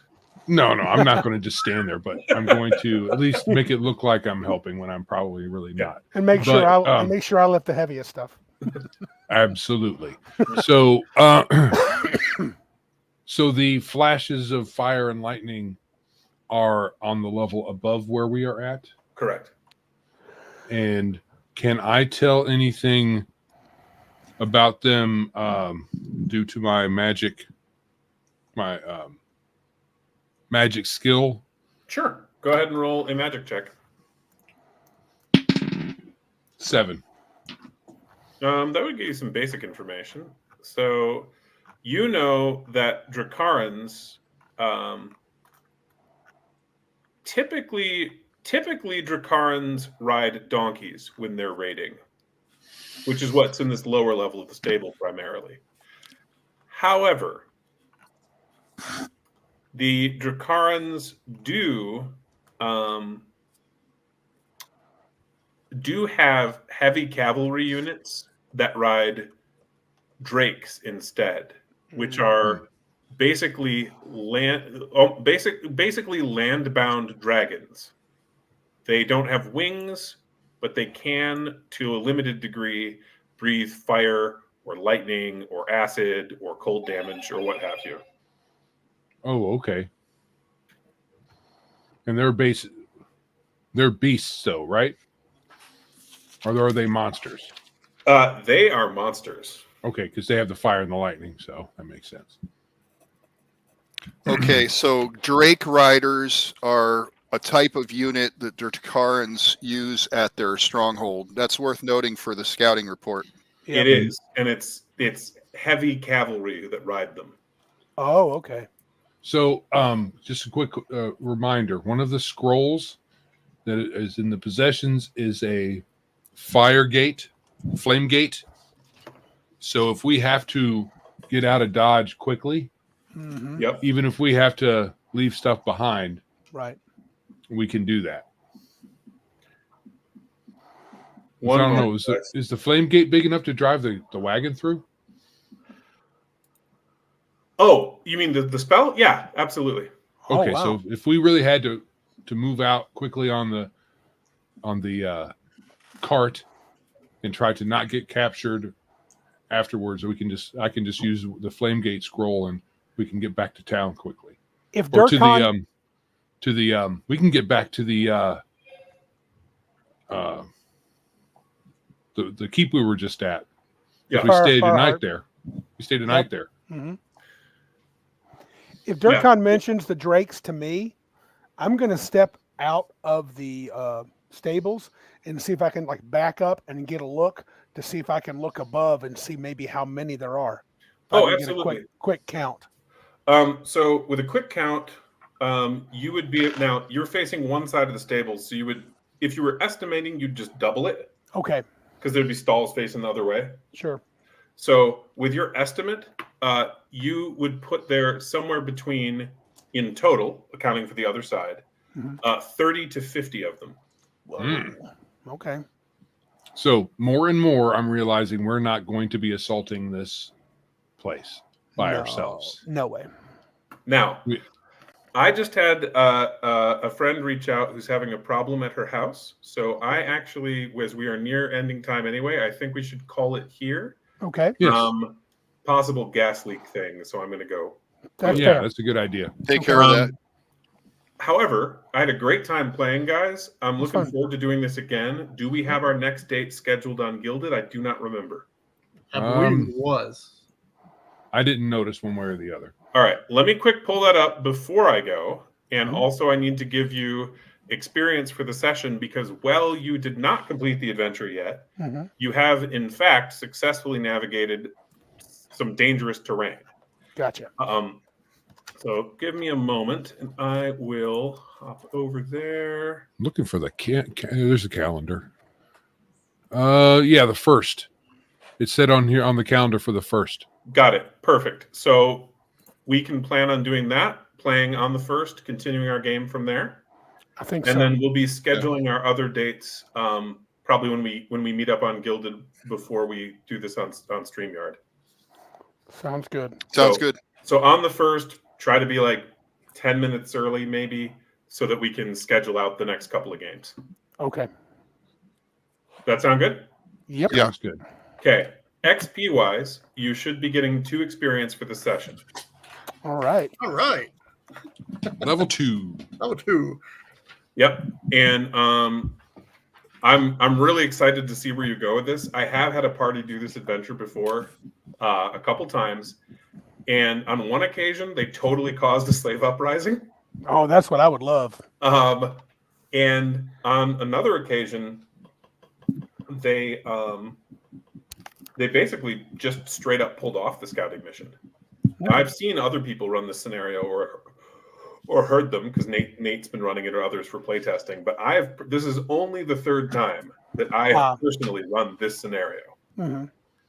Despite it compared to like, I don't know, something dumb 50 times for goblins attack or more. Right. So Well, I'm that's excited to see where this goes. Yeah, this will be cool. All right. Yeah. All right. Hope you all have a good night. Yep. Good night, everybody. Right. See you. Bye. Yep.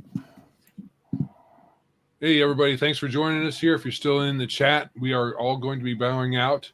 Yep. Let me put this up again if I still have it. Just want to give you guys a reminder that Big Geek Con 2024 tickets are on sale, $30, 3 days, great deal. Link is right there in the chat, and I'll put it in the description. Yes, and you guys have a good evening. Later. And good night.